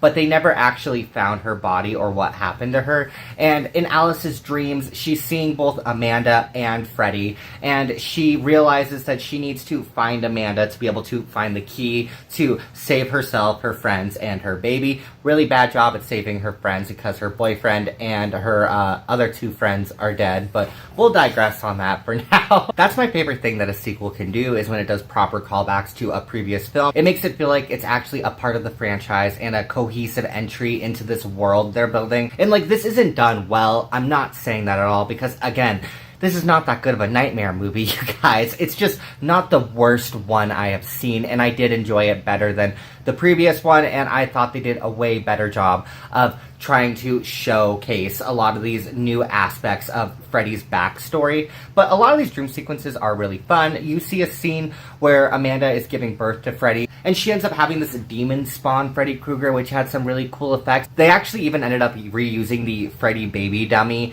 in the Freddys Nightmares TV series. The baby isn't used for Freddy Krueger in the show, but it does make a reappearance other than just in this movie. But as each of Alice's friends are dying, they are being fed to her child, and Freddy is trying to use this as a way to be able to push himself into the real world. So it leads to some conversations where Alice needs to figure out whether or not she even wants to have this baby. And this is a part of the movie where I feel like if they would have just took more time in the writing room, I think it could have been done very well, because there is a conversation about abortion in this movie. But I think they could have delved into that way more here and see in this movie and more of a smart allegory in the film. But here it's really only brought up for shock factor. Even Robert Englund said it himself in the Nightmare on Elm Street documentary. He mentioned how he felt like it was more of a shock factor tactic in the movie. It wasn't anything to do with smart writing. It was literally just to like wow the viewers and shock them that they would even have that in this film. And I think it's a cheap trick, honestly, and I don't see the point of having it in this film, because the question does arise when Alice has a baby. That makes perfect sense to me. But the way you utilize it is for such a touchy subject and such a controversial subject. A subject that shouldn't be controversial, because if she wants the baby, have the baby. If she doesn't, don't have the baby. Like, it should be that simple, but for such a controversial subject at the end of the day, because it is, and not everyone shares my opinion with it. I know that they shouldn't just be throwing it in there as a cheap trick for their film. I think it's kind of nasty. Luckily, it isn't something that's all over this movie. It's really in only like one scene of dialogue where they're going back and forth with her and her friend Mark. But what I did enjoy in this movie, as Alice is very rapidly unraveling from all the stuff going on with Freddy, people are perceiving her as crazy, as they do in this franchise, and Dan's parents find out that she is not okay and that she is really struggling, and they think she's going insane, so they try to take the rights over the baby because it is their grandchild at the end of the day. I thought that was a really fun inclusion in the movie, and I would have liked if they would have pushed a little bit more into that and had some more scenes of that in the film, just to add a little more drama, because it would have been something new in the franchise.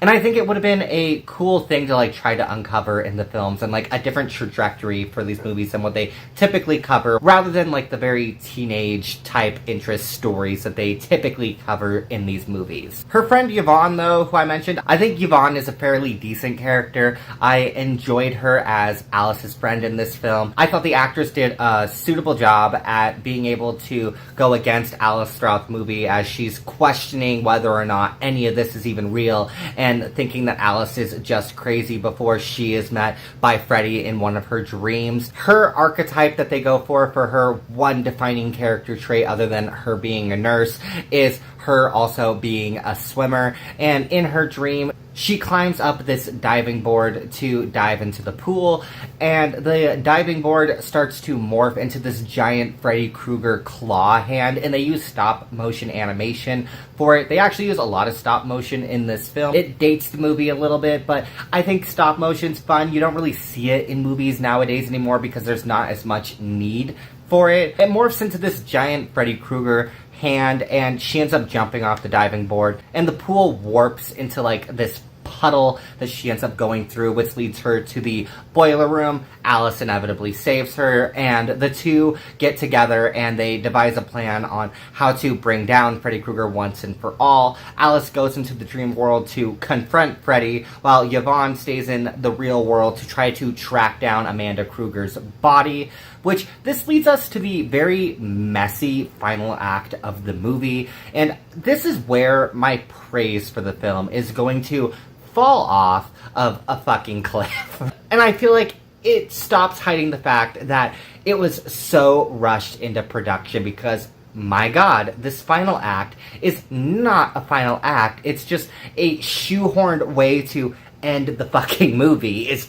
really all it is. Initially, when you first get into it, it's kind of fun. You see Alice walking around in the dream world, and this is where some of the gothic tones come in, like I said, in the dreams. She's walking up and down these stairs, and she's trying to get to her baby, Jacob, who she sees in the dream. And as she's walking up and down these stairs, there's stairs that are upside down, there's stairs that are sideways, and it's very much reminiscent of that old painting that you see referenced anywhere. I don't know what it's called at the top of my head, but I will post a picture of it in this video, so if you're watching, there's a visual so you know what I'm talking about. But as they're running around on these stairs and she's trying to catch up to her baby, we have Freddy, who shifts into Dan's form to try to convince the baby to come to him, and to convince Jacob that he is his dad, only for him to warp back into Freddy Krueger. I do think this sequence is a lot of fun. I actually enjoyed this. It's everything after this where it starts to get like very confusing, and I feel like the plot just was not plotting whatsoever, because Freddy Krueger entirely disappears and Jacob and Alice are standing on top of this stained glass like floor, and they are looking around like, oh, where did he go? And Jacob tells Alice that Freddy is actually inside of her, so then she starts to pull him out of herself, and initially the effects look really cool as like you see like Freddy unmerging from her body, but then it turns into this mess as like Freddy's like ripping out of her skin and like shredding her apart, but not, because Alice is perfectly fine. I don't really understand what they were going for here, and I don't even really think they fully understood what they were going for here. But when she finally pulls Freddy out of herself, in the real world we have Yvonne, who figured out where Amanda's body is, and she starts chiseling into this wall that's hiding the room that Amanda's skeleton is lying in. And once Yvonne gets into the room, it pulls a playbook straight from fucking Scooby-Doo, and she walks up to this nun skeleton and goes to touch it, and the skeleton has a little jump scare and its head turns, and I shit you not, the skeleton whispers to her, "Thank you."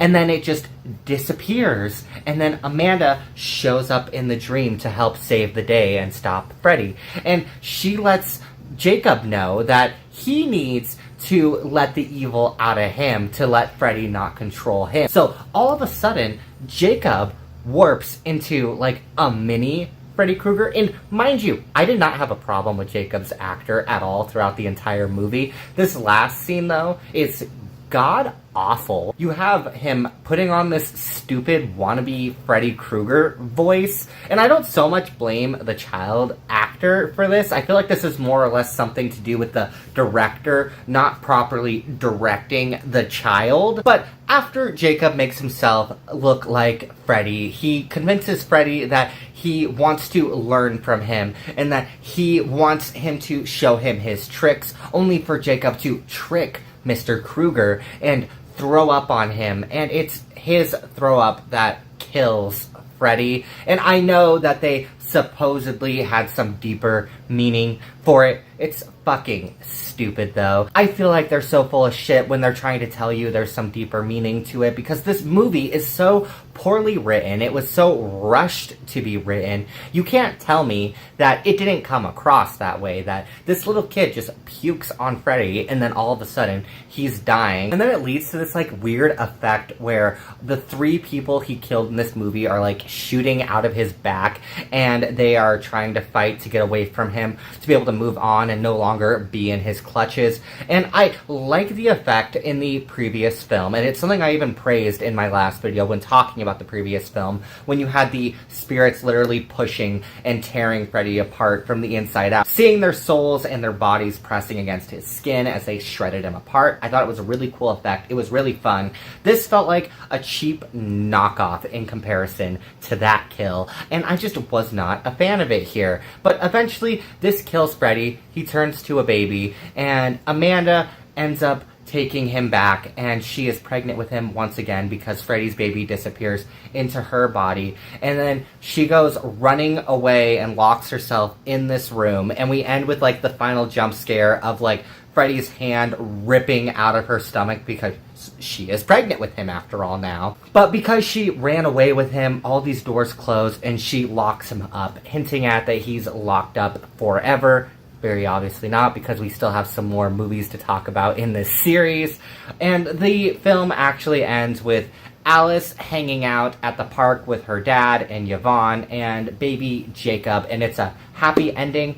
I do enjoy that since we never see Alice again, there isn't like some cliffhanger ending for where Alice's story ends up. But after that god-awful ending also, I just really don't care. Like I said, it's all the praise I had for this movie. I feel like that ending kind of just like totally took a nosedive. But all in all, I do still prefer it over the Dream Master. Like I said, there's a lot of the same glaring problems with Dream Master I see in this film, but because Freddy seems a little less comedic to me in this entry, it doesn't bother me as much overall. But after this entry hit theaters, it ended up becoming the lowest grossing movie in the franchise at the time, and they course corrected and decided that they were going to release the next entry as the final one, Freddys Dead. And unfortunately, I will be talking about that movie very soon. Very, very unfortunately.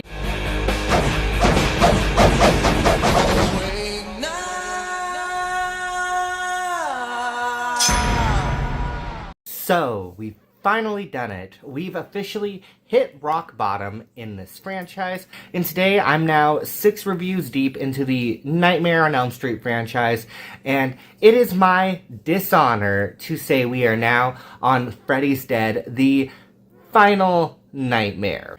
In this entry, Freddy Krueger returns once again to prowl the nightmares of Springwood's last surviving teenager, and of a woman whose personal connection to Freddy may mean his doom. This film released roughly 2 years after The Dream Child, and after The Dream Child became the lowest grossing film in the franchise, New Line Cinema decided that they were going to finish off the Freddy franchise with this film, and apparently that also meant kicking Lisa Wilcox to the curb, since her character Alice doesn't appear anywhere in this movie.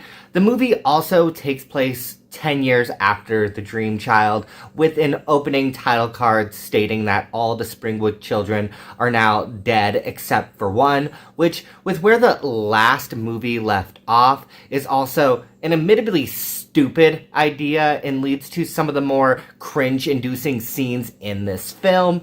But overall, this movie is a playbook on how not to do a sequel or a final chapter of your franchise, and yet even present horror movie franchises have not learned from the mistakes of this 30-year-old flick.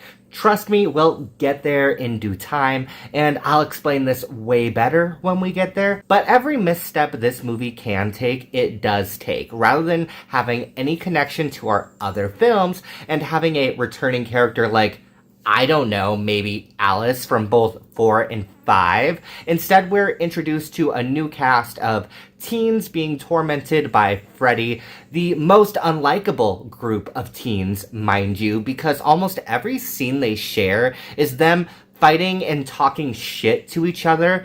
And we also get a massive, and I mean massive, lore drop for Freddy in this film, but it is entirely forced and too little too late, especially seeing as we are now 6 movies deep into this franchise, and this was supposed to be the final entry, which for the most part, it kind of is, which makes these choices all the more stupid. We then jump into the painfully stupid gimmick of 3D, but for only the last 10 minutes of the film for, reasons, I guess. And of course, I've said it a lot in my last two videos, and I just want to preface it here. I love Robert Englund. He's fantastic as Freddy Krueger, but I absolutely hate the direction the studio took this character, and by this entry, Freddy has fully surpassed being just a wisecracking comedian and is now a full-blown cartoon villain. At many points, many of his scenes straight up mirror Wile E. Coyote and the Roadrunner, with Robert Englund, even in interviews at the time, imagining himself as more of a Bugs Bunny type in this film. The cherry on top of this shit pie, too, Eat my shit.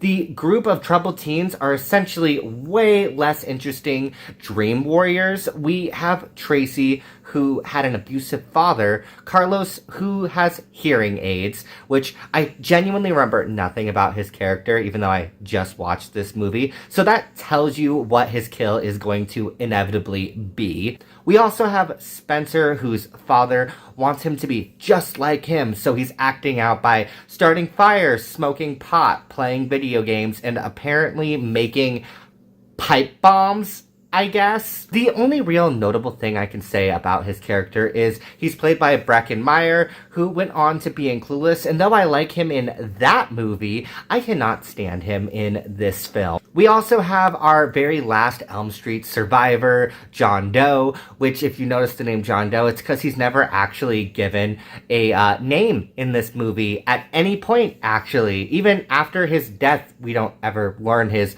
real name, so it's John Doe for all intensive purposes, and most of his character is just trying to remember what happened to him while yelling at everybody while he's awake, so he doesn't accomplish much the short amount of screen time he has in this franchise. And then we have Maggie, our no bullshit therapist type of the group, who's here to save the troubled teens, the real Nancy Thompson of this film. But the oh so huge plot twist is that this woman is in fact Freddy's long-lost daughter, a twist that has no lead up to it in the previous 5 entries and feels entirely forced. You mean to tell me in all these films we never once heard any mention of Maggie, and now we are supposed to have her as our main heroine and the one to kill Freddy Krueger off once and for all by the end? This is where I'm going to draw a parallel between 2 more recent films to this one, the first of which being both Scream 5 and 6. In those films, we are introduced to Samantha Carpenter, who is revealed to have been Billy's long-lost daughter, and through both entries, we see her grappling with the misdeeds of her dad and fighting off the urges of being just like him. It works for me in these movies, and having this revealed unknown child, because this isn't meant to be the final entry in the Scream franchise, but rather a soft reboot, and it's trying to introduce us to a new set of characters that we will see in future entries. In Freddys Dead, this is the final film of the franchise. It was marketed as such, so why am I supposed to care about Maggie when every other final girl in the franchise has been far more superior and way more fleshed out? She isn't a Nancy, she isn't a Kristen, Alice, or hell, we'll even throw Jesse from Nightmare 2 in the mix. They dabble with Freddy taunting Maggie that his evil is in her too, but it's never expanded upon.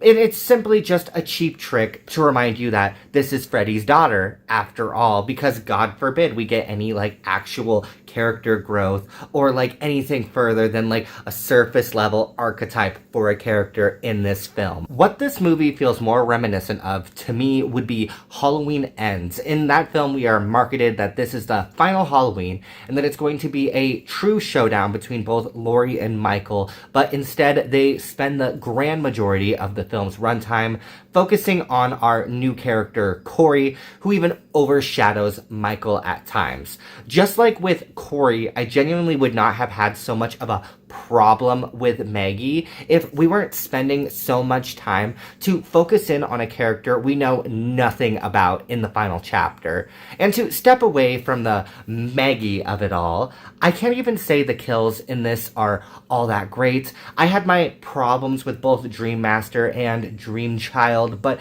at the end of the day, I still had some kills I enjoyed, and overall, I could see what they were going for in those films. I can't say the same thing here. This film had a total of 1 kill that I didn't mind, and the rest are just cartoony BS, and the only one I enjoyed was Carlos's, where he is the character, as I mentioned earlier, who has the hearing aids, and in his dream, Freddy takes away his hearing aids. You have a part where Freddy shoves like a cotton swab from one ear through the other, really gross, uncomfortable effect, and then eventually he puts on like these like mutant like style hearing aids on his ears, and these eventually cause his head to blow up as Freddy starts doing like increasingly louder and louder things. I didn't even so much mind when Freddy pulls out the chalkboard. Like, yes, it's a little cartoony, but it wasn't any more cartoony than anything we'd seen in 4 or 5, so it really didn't bother me much here, and I thought the lead up to the kill was actually pretty decent. I had fun with it. The others, I don't feel that way about, and it again just leads into the cartoony BS of it all in this film, because, for example, we have John Doe's character, who initially we are led to believe that this is Freddy's son, when it's not, and it was very much obviously not. In his dreams, we have this reoccurring thing where Freddy keeps showing up and spoofing the Wizard of Oz for reasons that I cannot name, and it is nowhere near as iconic as Cynthia Erivo taking up the Wicked Witch's mantle, but Freddy sure did try his best, and I'm really glad Wicked wasn't out at this time. I swear to God, I feel like they probably would have forced Robert Englund to try to hit that high note on the broomstick just for the comedy purposes of it all. But in his dream sequences, he keeps being inside this house that's been pulled up into the air and falling from the sky, and in his final one where he's in this house yet again, he pulls out a parachute and he's falling from the air when Freddy comes flying down from the parachute and grabs him, and he tries to stop Mr. Krueger from killing him by telling Mr. Krueger that he knows that he's his dad and he won't hurt him, and Freddy admits that, no, you're not my son, before cutting the straps on the parachute and he falls to his death.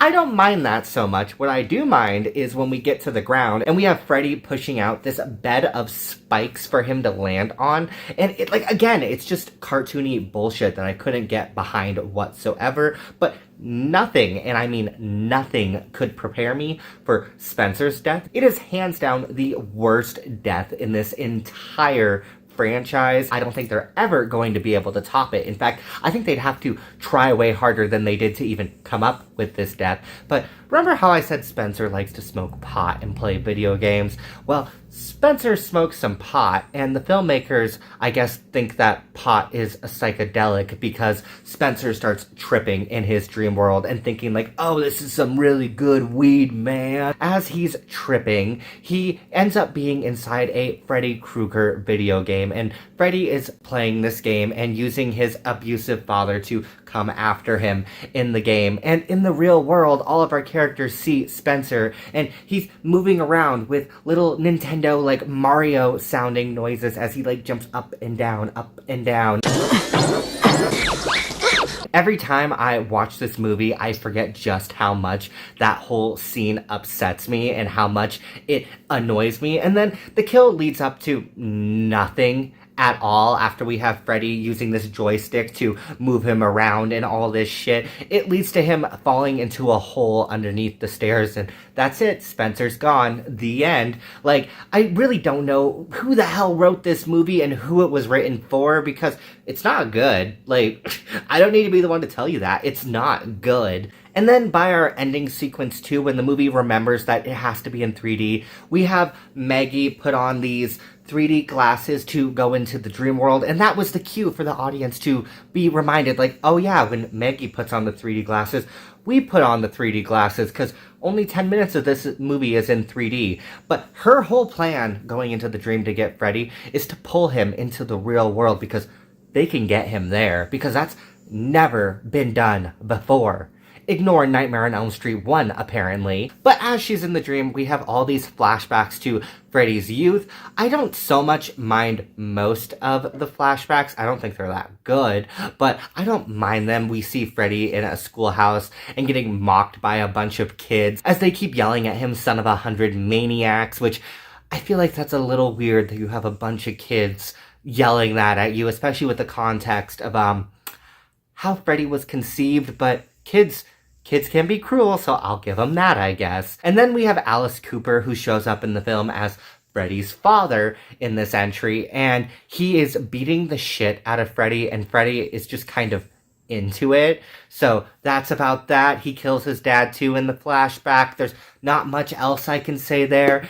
What I cannot give a pass to is the god-awful tiki-looking heads that come out when Freddy is in the boiler room when the parents decide to burn him. They look so freaking ridiculous, and they are the dream demons that gave Freddy all of his power so that he could haunt people in the dream world. And essentially they're like, hey Freddy, we got a job for you. Do you want this? You're about to die, but do you want to be forever? And Freddy obviously takes up the deal, and that's why we have all these movies. And why did we need to see that? Why was that in this movie? There was no reason for it, no rhyme or place for it, and the damn tiki heads are about as scary as the tiki heads that we see in The Princess and the Frog. But of course, after all this, we have Maggie, who pulls Freddy out of the dream world and into the real world, and Maggie ends up killing him with the pipe bomb that Spencer had at the beginning of the film. And yes, you heard that right. With all the ways Freddy has died, it is a pipe bomb that does him in once and for all. So between Nightmares 3 and 4, they gave Freddy some of the best deaths in this franchise. Stuff that I don't think that they could top. The fact that they were able to top the Dream Warrior's death with the Dream Master death, I think is extremely commendable. And it was just a downhill slope from there after that. And this one is like, what are we doing? Like, what are we doing? This is really what defeats Freddy. We've seen so much bigger and crazier shit that didn't get rid of him for good. And we're supposed to believe that a pipe bomb is what did him in. And I guess essentially it is what it did him in, because this is pretty much the end of the original set of movies for the original franchise. I don't know if you guys can tell by all of my fucking rambling, but I really, really hate this goddamn movie, and I am so glad that I am moving past it now, because I really don't have anything else to say about it. I don't really have anything positive to say about it. Even though I wasn't a really big fan of Dream Master or Dream Child, there was still stuff in it that I did enjoy, and I was able to see what they were going for. In this film, this is just nothing but a blatant cash grab, and that's all I can see from it. They just did all of the things they could do with Freddy, and they ran out of ideas, and they weren't willing to do anything new and creative with the character. They just wanted to slop out a film and make a couple more bucks. That's all I feel about this movie, and it is such a goddamn waste of time. And after this review, I don't think I actually ever plan on watching this film ever again, because what reason would I have to do that to myself? Like, let's be for real.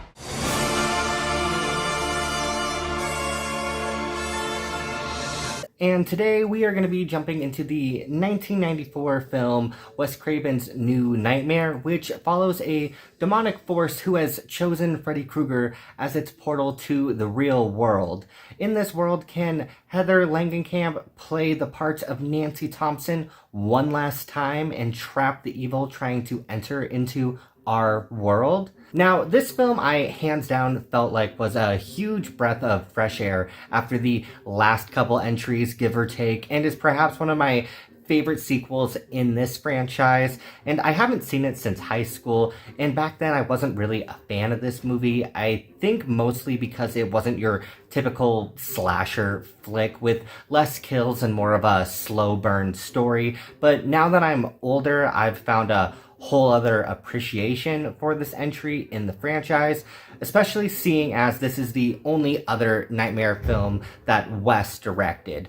Furthermore, I think thoughts that High School Justice had, I feel like was a huge part of the reason why this film didn't do horribly well in the box office. Critics praised the film for how many risks and how different it was from any other sequel in this franchise, but it didn't translate to box office numbers at the end of the day, which is a shame seeing as this film is incredibly ahead of its time. It came out 2 years before Scream, and yet the entire film was a huge meta commentary on the Nightmare on Elm Street franchise and of course the horror genre as a whole. We had many familiar faces return to this film as well, playing themselves on the screen, such as returning actors like John Saxon, Heather Langenkamp, and of course Robert Englund, but even people from behind the scenes who we haven't actually seen in any of these movies made appearances, with the producer of this franchise, Bob Shea, having a scene with Heather, and of course Wes, who plays a rather pivotal role in this film. Who we mainly follow though in this movie though is Heather Langenkamp, and we see just how being Nancy in the first Nightmare movie has affected her, with people primarily remembering her for that role. Wes even included a subplot of Heather getting nasty calls from a stalker, which mirrored her real life stalker she had after a sitcom she had been in stopped airing. And there's a lot of parallels like that in this film. Another thing that they have going on throughout the movie is that there's all these little earthquakes that start happening, and those are like the signs of Freddy bleeding into the real world. But these earthquakes that were happening in LA in the film were actually going on in real life at the time, where LA was being plagued with tons of earthquakes. They even ended up using some of the destruction those earthquakes made in this film. There is a lot of real life parallels I could talk about in this film and delve into for way longer than I intend to make this video. So this is me again in this series recommending the Never Sleep Again doc, because it'll give you a whole other insight and appreciation for everything Wes had wrote into the script. But back to the actual film, the entire concept of the movie is that Wes Craven had created the original Nightmare on Elm Street to trap this ancient entity. As the story goes, throughout history, the entity has taken many forms but is trapped in the works of different writers until their said work dies off and another comes in and retraps the evil all over again. For the last decade, it was trapped inside the Nightmare franchise, but with Freddy dying, the entity finally had a chance to re-free itself and has taken a liking to the Freddy persona, so it continues to present itself as Freddy Krueger. And on that note, Freddy in this film is far more sleek looking, with his skin looking far more wax-like and uncanny. He also now wears a trench coat, and his iconic finger knives are even updated, and rather than just being a glove, they are a true extension of his own hand now. And I personally love the way he looks in this film and would have enjoyed seeing this version of Freddy again in another entry. He also is back to being scary again, and gone are the cartoony comedic Freddy moments, and when he's on screen, he's more often than not shines as being a true terror again. And as the movie goes on, we watch as Nancy and her son Dylan are being haunted by this entity as it tries to escape the Nightmare franchise into the real world. And to avoid any confusion, I'm just going to start calling the entity Freddy, since that is exactly what it is in this movie for all intensive purposes. But with Freddy's escape though, it leads to the original 1984 Nightmare movie starting to bleed into the lives of everyone involved in the first movie, with Heather starting to find herself embodying Nancy more and more throughout the movie as she tries to protect her son Dylan from Freddy. The film comfortably lays on the shoulders of both Heather Langenkamp and Nico Hughes, who plays her son Dylan. Their mother-son dynamic was a joy to watch across the movie. Heather does a fantastic job of stepping back into the franchise, even if it is just as herself, and hands down gives her best performance out of the 3 films that she was in. As for Miko, he's a spectacular child actor, and before doing some digging for this video, I genuinely had no clue he was Gage from the original Pet Sematary, so he's kind of an icon of that era of horror in his own right. He does a great job in this movie, and even when he did his creepy Freddy voice, I thought he pulled it off well. It wasn't another instance like in The Dream Child where it felt extremely forced to me and pulled me out of the movie. In fact, many of the scenes with Dylan just left me more engaged, and I wanted to see more and more of his and Heather's dynamic. The main event though, and what we need to get into, is the kills, since that's what makes a Nightmare movie. And what kicks the movie off, and is perhaps my favorite scene of the film, is in fact the opening. We open with a props department working on a Freddy glove for the new Nightmare movie, and again, mirroring Heather's real life, her fictional husband is a special effects guy just like her real life partner, but things start to go awry with this new mechanical Freddy glove, and it ends up attacking some of the set guys and kills two of them before going after her husband. I think that opening is perhaps one of my favorite in the entire franchise. I think it has a perfect build-up before it ends up switching into the earthquake that's going on in LA. I thought it was a really fun dream sequence. And then another really good death is the actual death for her husband. Her husband Chase's death very much mirrored Dan's death in The Dream Child, but I thought it was done to really good effect. He's driving home and you see Freddy's claw come out of the seat right in front of his crotch. And I haven't seen this movie in so long. For a brief second, I thought Freddy was going to full on go right digging in there, so I was squeamish a little bit, glad it didn't go that far. But it ends with him slashing into his chest and he wrecks the car. Another really good scene. And then of course you have Julie, the babysitter. She ends up being pulled up the wall and around the room right in front of Dylan in a recreation of Tina's death, and I thought that was really fun. I thought it was also cool that they included Freddy in the shot, unlike in the original. You actually see him in some of the parts of that scene dragging her around the room. And again, they just did the exact same thing they did in the original, where they built this rotating room and they rotated it around so the actress could move with the set. And again, I absolutely love practical effects, and I thought they did a spectacular job recreating the scene.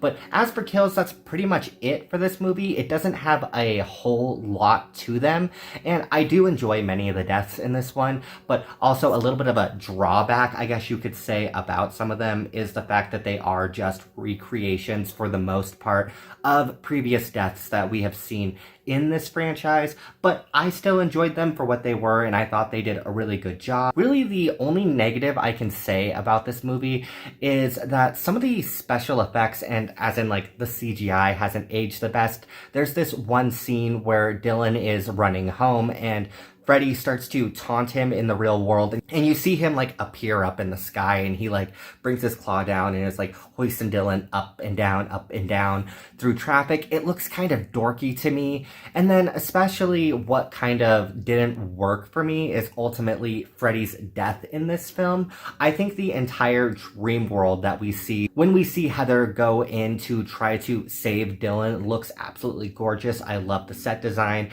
It's this very old and almost Roman looking Colosseum. It's a really neat looking set, and you have all this build up during it where they're fighting him, and this leads you to this thing that they've been sprinkling out through the story of this Hansel and Gretel tale, where earlier in the movie we see her reading the tale of Hansel and Gretel to her son Dylan, and then this whole dream sequence ends up being the nightmare version of that, with her starting the dream with following a trail of pills that her son left for her, and then of course them shoving Freddy into the furnace at the end. I don't mind them doing any of this. In fact, I kind of enjoyed a lot of the Hansel and Gretel aspects of it. What I wasn't really a big fan of, him being thrown into the actual furnace. I thought it looked kind of dorky. You have this part where his tongue gets really long and wraps around Heather, and it kind of felt a little too comedic versus for what this movie was going for, and a little too campy for me, and it just kind of takes you out of it for a minute.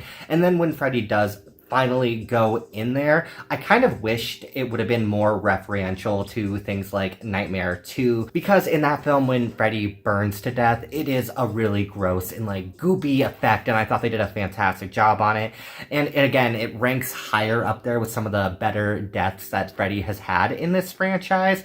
But the way they did it in this one, it was very quick, and then you have this scene where Freddy morphs into a demon, but it's super dorky looking and like CGI riddled. It's not that good, and I wish they would have just cut that part out and shown him burning to death and like this evil entity burning as Freddy, because for all intensive purposes, the entity really is just Freddy in this film. I mean, the entity isn't going to get its own standalone sequel, so why not let us just see Mr. Krueger die again, you know what I mean?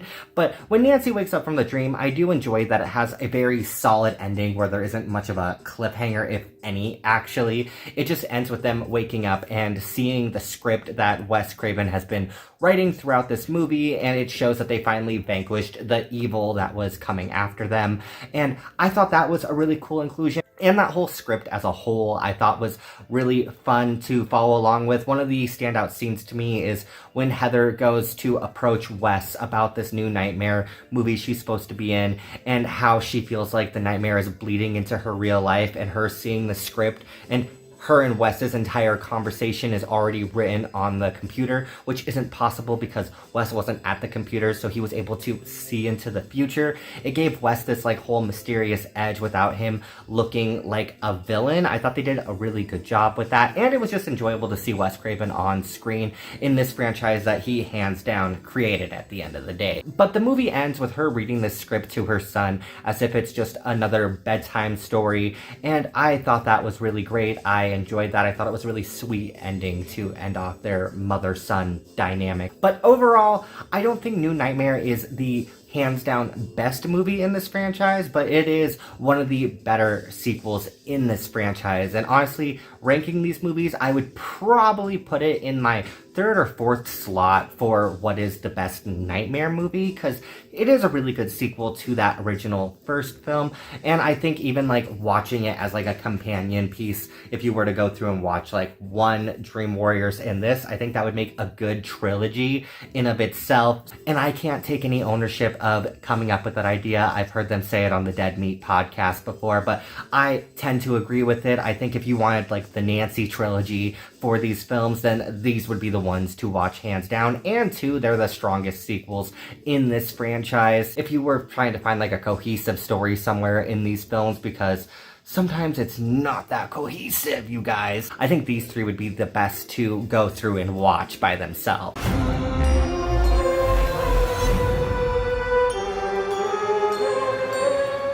And I am finishing off Wes Craven's New Nightmare with the fan film Dylan's New Nightmare, which picks up 25 years after the events of New Nightmare and follows Dylan Porter, played by Miko Hughes yet again, who is the young son of Heather Langenkamp, now a grown man who's trying to make his way in the world his parents raised him in, Hollywood. Little does he know that the evil entity known as Freddy Krueger is back and eager to, once again, break into our world through the son of his favorite victim. Now, unlike any other videos I have done covering this franchise, this review is based off my most recent first-time watch of this film, and overall, for being a fan film, I would go as far as saying that now in my own like mental headcanon that this is 100% in the canon of the Nightmare on Elm Street franchise.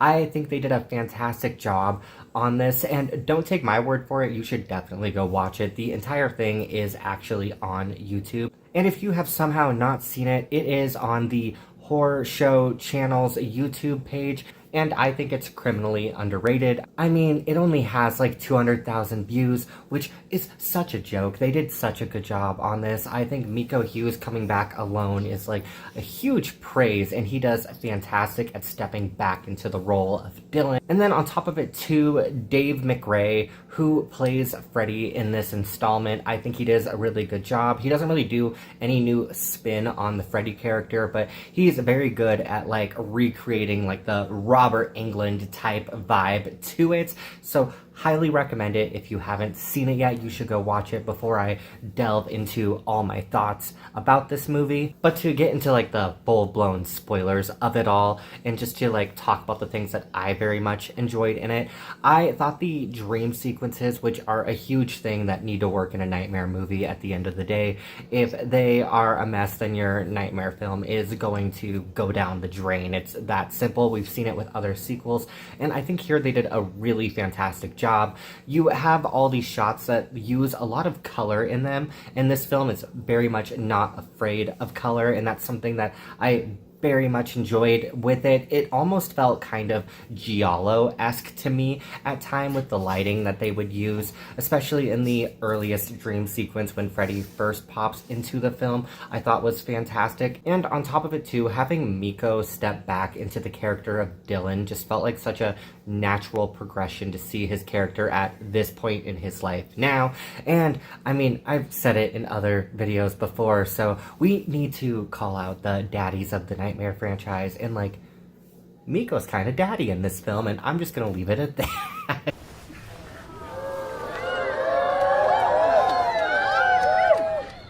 But I love seeing him trying to grapple with like the past and all the events that he had to deal with in New Nightmare.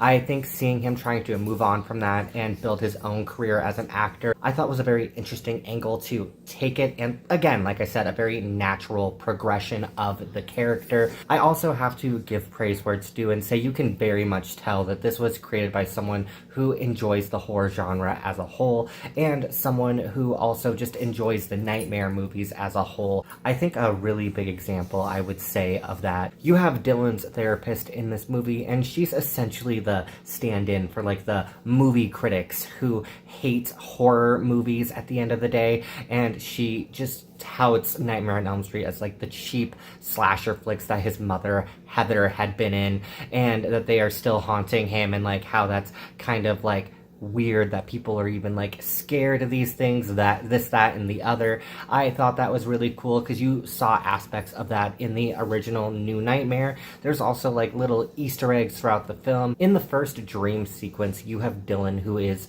auditioning for a role in the Hatchet franchise, and I thought it was cool to see Victor Crowley in the Nightmare universe. Not a big fan of those movies, but anything that connects horror movies into like this cohesive world, I will never complain about. And it was such a banger when you see Dylan like driving home, and they have like this revamped version of Tuesday nights running from this nightmare in the film. So I was really cool with it. There's so many aspects in it that I very much enjoyed, but of course the main set piece that you have to talk about in a nightmare movie is the kills. And I thought, especially for being a lower budget project, that the budget didn't hurt it at all. They did a really fantastic job on it. And to just go in order of what the kills are, in the opening sequence you have Dylan at that audition for the Hatchet movie, like I said, and during the audition you have two of the directors or producers or whatever who are watching him audition, who end up dispatching of themselves, for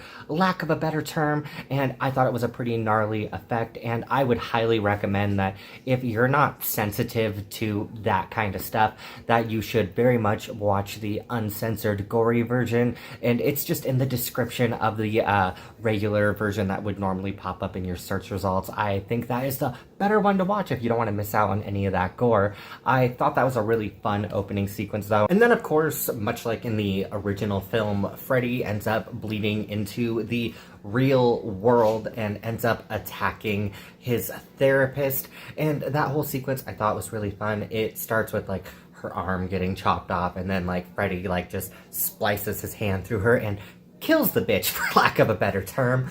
I very much enjoyed it, and I would say that the biggest sin of this movie is the fact that it's only like 30 minutes long and ends on the biggest cliffhanger. The film ends with Dylan finally getting a call from his mother, Heather, and I swear to God that I thought that was Heather Langenkamp's actual voice on the phone. But in fact, it was actually Deandra Laser, and even though it was just like a couple lines of dialogue, like, good on her. Like, her impression is very much on point. Hello? Billy? It's Mom. But it was such a disappointing point to end the film on, because it felt like we were just building up to something great. And that's a no diss to it. It's because I just wanted to see more, and I would love to see if they would do more with this in the future, kind of similar to like the Never Hike Alone series, and how it's done so much with like the Jason property, and like has essentially made a full-length movie of their own. I would love to see that continued with Dylan's New Nightmare, to see like a part 2 where it can like wrap up the story more cohesively, so it isn't left so open, because that was a huge thing that I loved about New Nightmare, was just how like much of a bookend it was for that story. And I would love to see this continuation also have that, but if we don't get that too, this was still a really good entry. And again, if you guys haven't seen it, you should definitely go give it a watch. I highly recommend it.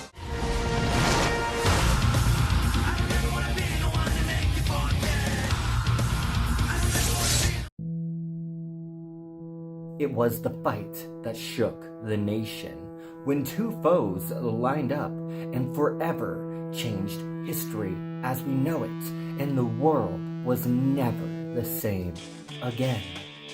And of course, I am talking about Freddy vs. Jason. And we are now at the second to last entry in the Nightmare franchise, with 2003's Freddy vs. Jason, which follows Freddy Krueger, who's trapped in hell and his power has now waned. He resurrects Jason Voorhees to terrorize Springwood in order for people to remember him. But when Jason's killing spree becomes uncontrollable, the two killers have an epic showdown. The film was something that had been in the works well before it finally hit the big screen in 2003. Even 10 years before this film finally released, fans were teased with this crossover at the end of Jason Goes to Hell, when Freddy's arm comes shooting out of the earth and pulls Jason's mask down with him. But even before that teaser, there had been plans to make this movie since the late 80s, but it had landed itself into development hell. The project went through numerous scripts before landing on this one too, in fact, and thank God, because what I have seen of those other scripts, they went places that neither of these franchises should have ever gone to. I'm mostly thinking of the one where Freddy assaults Jason's mother for reasons, I guess. This juggernaut of horror history, though, was never going to be a true critical darling when it hit the screens. Freddy vs. Jason wasn't going to be something that transcended or even changed the genre, and it wasn't going to be winning any damn Oscars. But I'd be lying if I didn't say that it was a bloody good time, and emphasis on the bloody. For the most part, I think they did a great job colliding these two massive franchises together and giving both Freddy and Jason fans what they would want from both characters in a film like this. And this is the last film we have Robert donning the Freddy makeup in, and I'm glad to see his career in the franchise went out with a bang. Something I couldn't help but notice is they seem to hone in on the perfect balance of what makes Freddy great in a Nightmare film. And as most fans agree, Freddy was at his best when he can have his wit and still be scary, like in Dream Warriors.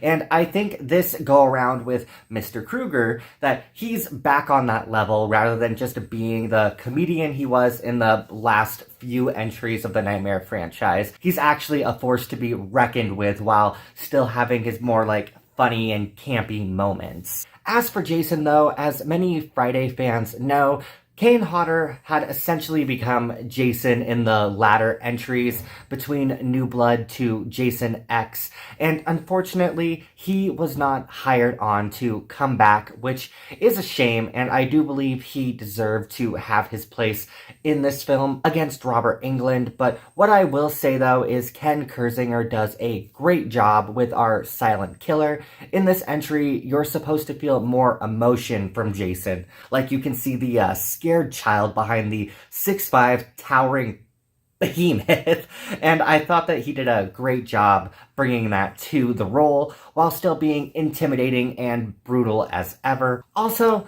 I can't talk about these characters without mentioning our cast of teens in this entry, which are extremely likable and fucking 14, so get over it. well-rounded and just super well written with Assuming, of course, you can think. God, yeah. Makeup weighing down. Okay. What kind of faggot? Okay, maybe they're not that good, actually. I will say that Monica Keena is fantastic in this film, and I really enjoyed her as Laurie. She's nothing groundbreaking as far as final girls go in either of these franchises, but in a film like this, it was bound to be that way. I mean, this film isn't Freddy versus Jason versus Laurie, after all. And I think a big part that has retroactively made me enjoy her character so much more is seeing her in interviews in both the Crystal Lake Memories and Never Sleep Again documentaries, which, again, I have recommended Never Sleep Again so many times, but this is my moment to recommend the Crystal Lake Memories. If you enjoy either of these franchises, check those docs out. They are not something that you want to miss. But she has this whole idea of how Jason is this poor, misunderstood killer, which I thought was admittedly funny, and I tend to agree with. I got to see him as a little boy that was picked on. If I had been there, I would have killed all those horrible camp counselors and stuff. She also apparently grew up ultra scared of Freddy Krueger and brought those feelings into the film. Another thing worth mentioning too is Ronnie Yu was brought on to direct this film, and he had directed Bride of Chucky, which is extremely stylized, much like this film, and he brought that energy into the movie and was not afraid to use plenty of color throughout the film either. The film cuts from scene to scene and you're never really left bored throughout. Plus there are numerous scenes that have really cool and memorable shots. Like, of course, the Cornfield Party Massacre is one that comes to mind for me. You have this part where Jason is on fire walking through the cornfield, and it is an absolutely epic shot, and one of my favorite shots of Jason throughout the Friday franchise, in fact. I also really enjoyed how the nightmare sequences looked in this movie. Specifically, Jason's nightmare is hands down my favorite of them all. We see Jason reduced back to the scared child he was when he had drowned, and Freddy taunting him, and again, this is a scene where you're reminded just how much of a poor baby boy Jason is, and of course how twisted Freddy is. And I mean, Freddy was a total POS before death, and Jason was just a bullied child, so like, yeah, it tracks. As for negatives with this movie, I know I just praised Ronnie's direction, but one thing I couldn't stand that he did were the slowed down frame rates placed on some scenes. It's extremely dated and so 2000s, but not in a like, ooh, nostalgia kind of way, just a like, cringe, this is dated kind of way. And I'd have preferred if it just looked normal. Even with the Cornfield Massacre that I was just talking about, you have all these really epic shots like I mentioned, but then you'll have these slowed down frame rate shots of Jason attacking people and his machete just like stopping in midair, and like, I don't know, I just don't really like it. I would have preferred if it just looked normal. And I know I just made a passing joke about it, but if the character isn't really Freddy, Jason, or Laurie, they have some of the most atrocious dialogue and all just come across like they hate each other. A huge example of that would be Kelly Rowland's character, who has this like romance, not even A or B plot, it's like a C plot with the nerd of the film. But I find it so unbelievable because they both are just such dickbags to each other. You have her just bullying him throughout the movie, and then him like dropping all these one-liners to stand up for himself, but like they're not serving anything when he's dropping them. It's just not a good character arc at all. That could have just been cut. But I will admit, Kelly's line when she's calling out Freddy is so god-awfully bad that it immediately becomes iconic, and she gets a pass since Hilary Duff didn't put a stop to homophobia for another 5 years. What kind of faggot runs around in a Christmas sweater? When you say that's so gay, do you realize what you say?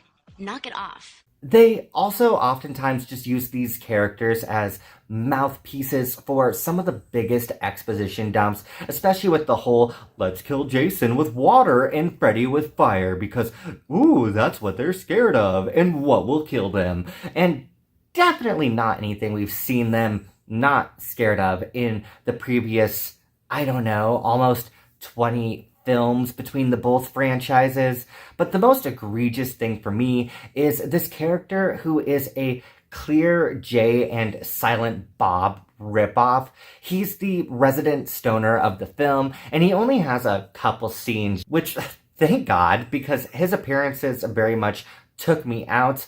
I also really did not like his dream sequence where you have this weird CGI worm that smokes weed with him and then forces him to essentially vor it, which, saying it out loud, there is definitely someone on the internet who's interested in that, and it's not sharing time, so don't leave a comment down below if you're interested in that. After he essentially bores this worm, though, Freddy possesses him, and the whole Freddy possession part didn't really bother me, especially since it led to a really cool kill done by Jason. I just hated all the build-up to it. Other than these things, though, I can say the film does what it intends to do, and these flaws can be overlooked because we're marketed an epic smackdown between both Freddy and Jason, and that's what we get, even multiple, in fact. That's a thing that's really great about this movie, even from the opening sequence. It's this perfect dance between the two characters. We literally start with like the New Line Cinema logo, and it's this remix version of both the franchise's themes like mashed together. And I thought it was kind of iconic. It's like, DJ, hit that track. But then the opening sequence opens to this like perfect opening scene that would work perfect for like the Nightmare or Friday franchise. We open with Freddy in the boiler room, and he's looking back at all of his victims. We have this montage of all the different ways Freddy has died and all the people he has attacked in earlier entries before the parents of Elm Street come to burn down the house. I absolutely loved Robert Englund's monologue. But then we jump to Friday the 13th land, and we have this girl that is about to go skinny dipping in Crystal Lake, waiting for her boyfriend, and Jason shows up as he does. I just thought these were a perfect ways to like bring both these franchises together, and then of course eventually meld the two together in that scene when Freddy manipulates Jason into doing his bidding by the end. As for the kills, there are quite a few. The body count in this is fairly high. Most of it goes to Jason, though. Freddy really only has a couple kills in it, and I would only say one of them amounts to being an actual kill. But hey, at least it's a good one. He kills this guy, Mark. He's one of the characters that just escaped the psychiatric ward in Springwood, and Freddy tracks him down and essentially uses his dead brother to like get to him. His brother like pops up out of the bathtub and starts taunting him with Freddy's voice as his brother's blood like starts to pool on the floor, and all these little tendrils start cutting into his feet. And Freddy tries to force Mark to send a message back to the real world, and Mark refuses. So essentially he pulls a Joey on Mark and forces the message to be written onto him and sets Mark on fire as Lori and her love interest watch, and they see the burned symbol of Freddy's back on his back. As for Jason, I would say probably my favorite kill, and definitely not a hot take. He has a few good runs, but this one takes the cake. You have Trey. He's this absolute douchey boyfriend. You open up the beginning of the movie with him just saying all these like really shitty lines to his girlfriend non-stop. Whoa, babe. Tell you about kissing me after you smoked, huh? And hands down, Trey is the kind of guy that would have bullied me in high school, but I very much would have been attracted to him. But after him and his girlfriend have sex, he is in bed, and Jason comes in and he starts slicing him with the machete. We're seeing it go straight through the mattress on the bottom before Jason takes the bed and folds it up with him inside of it. It's an extremely cool scene, and I wish I could show more of it on screen, but YouTube is not friendly towards gore. Aside from all these kills, though, like I mentioned a minute ago, we get multiple scenes where Freddy and Jason get to duke it out, and it's like this perfect build-up towards it. We have the whole cornfield massacre where Jason's going through and slaughtering all the teens, but as this is all going on, we have Freddy attacking one of the teens in the dream world before Jason kills her before Freddy can. And we also get the really fun scene that I mentioned earlier where they knock Jason out so that we can see him trapped in the dream world as well. This leads to Laurie also entering into Jason's dream, and we get to see this whole recreated flashback in the nightmare world of the day that Jason had been drowned by those kids and the lifeguards weren't paying attention.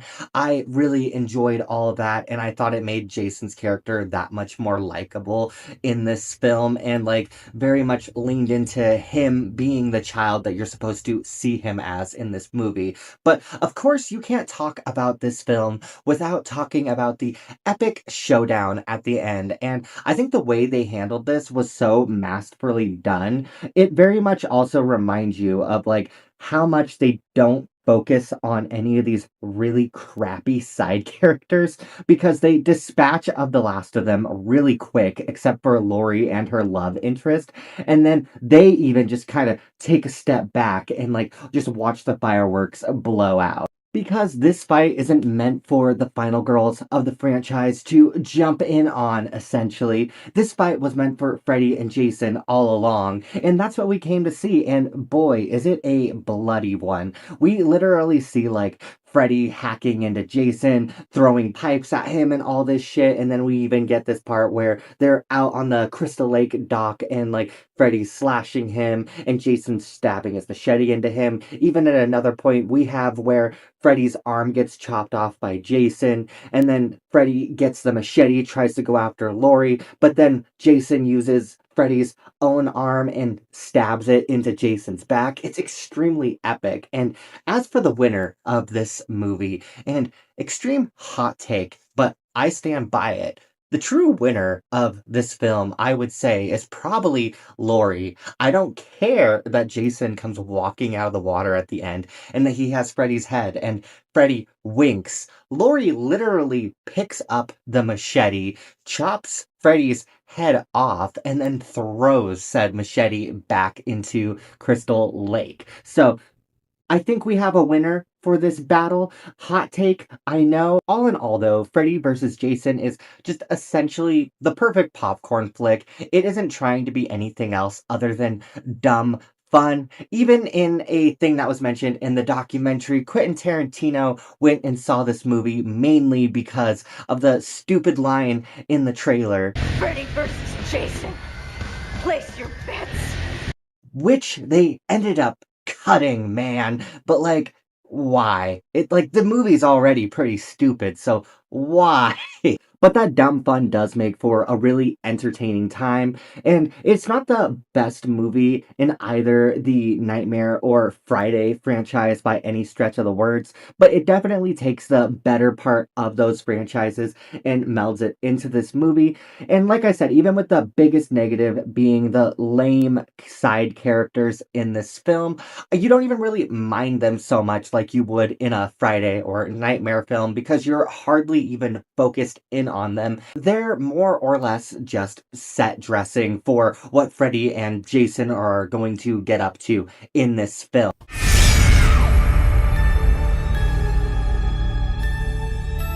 We have finally made it to the final film in the Nightmare on Elm Street franchise. 9 movies later, and we are finally covering Platinum Dune's 2010 remake of the original Nightmare on Elm Street. Much like the original '84 film, this movie follows a group of teenagers who are being stalked and murdered one by Freddy Krueger in their dreams as they race to uncover the mystery behind this man before he kills them too. This remake, to this day, is one of the most divisive remakes. Even 15 years later, you scroll through YouTube videos or Reddit, you'll see people thinking this is perhaps the worst horror remake that Hollywood has ever bestowed upon us, apparently. Or there's the ones that actually don't mind it and can have some fun with this retelling. I myself hate to play the role of Switzerland in this debate. For me, this is perhaps the most neutral I have felt about any of the Nightmare films so far. It really is just bogged down by how mediocre it is as a whole because it's too reliant on the original film for its plot beats, and when it tries to do something different that could have been an interesting angle, it seemed too afraid to push the envelope too far in that direction and was simply shackled by the chains of the original film.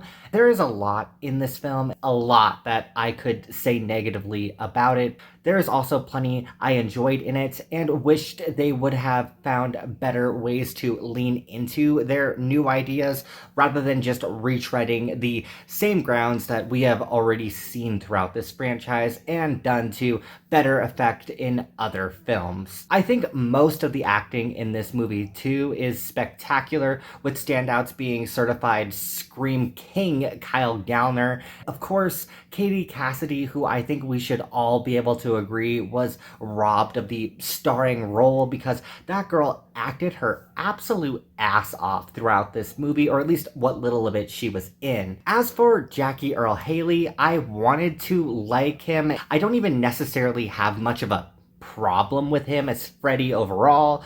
I find most of my problems with him may even just be studio meddling, because looking into how he prepped for the role, I thought it was fascinating. He studied how burn victims walked, apparently, talked, and tried to bring that to his performance, but the studio had stepped in and had him essentially voice over all of his Freddy lines in the film and sound more like Robert Englund. It's super telling, and many of his lines just feel almost auto-tuned in a way, which I suppose tracks since the early 2010s was the era of auto-tuning voices to hell and back. I really wish I could have seen what he wanted to bring to the table and his vision before the edit, because the glimpses we get in flashbacks before Freddy died, I thought he did a fantastic job more often than not, though I found the Freddy voice to be laughable at times, and not only that, I found the design to be, it was kind of ass, honestly.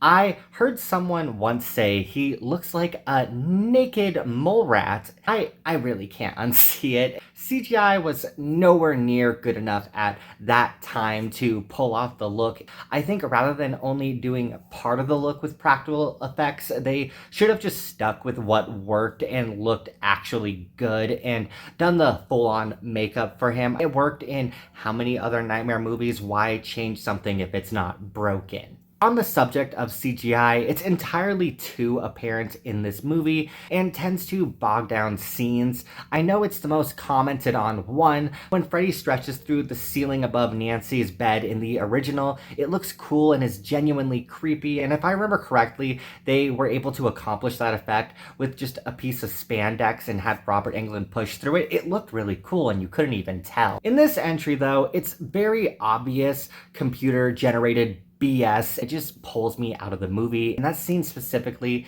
is some of the worst CGI I've ever seen in a big budget horror flick. Furthermore too, many of the scenes in this film just lack any horror because of the use of it. For example, we have Katie's character Chris in her classroom, and the room bursts into this deteriorated class. It just feels oddly clean and gauzy. You're literally a horror movie, dude. You need some grit, and everything can't look so constantly freaking polished on your screen, especially in a film like this. The same can be said for the actors in this, who look like they seemingly walked out of a teen drama, the same vein as like Pretty Little Liars. You have your main really pretty girls who almost never have even a single hair out of place, and then you have your moody, handsome guys in tow. I think the studio could have benefited from making them look more like real people and not models constantly on our screen. Ignoring their appearances though, it has nothing to do with their actual acting abilities. I do think for most of them they did a really good job with what they had. But I would say for roughly like the first like 20-ish minutes of the movie, I was fully on board with this film. I mean, you have this really fun opening where you have Chris working at this diner, and her friend ends up having a bad dream and ends up slitting his own throat in the diner. It's a really gnarly throat slit effect. I thought they did a good job on it. For the rest of that time, you essentially are watching Chris struggle to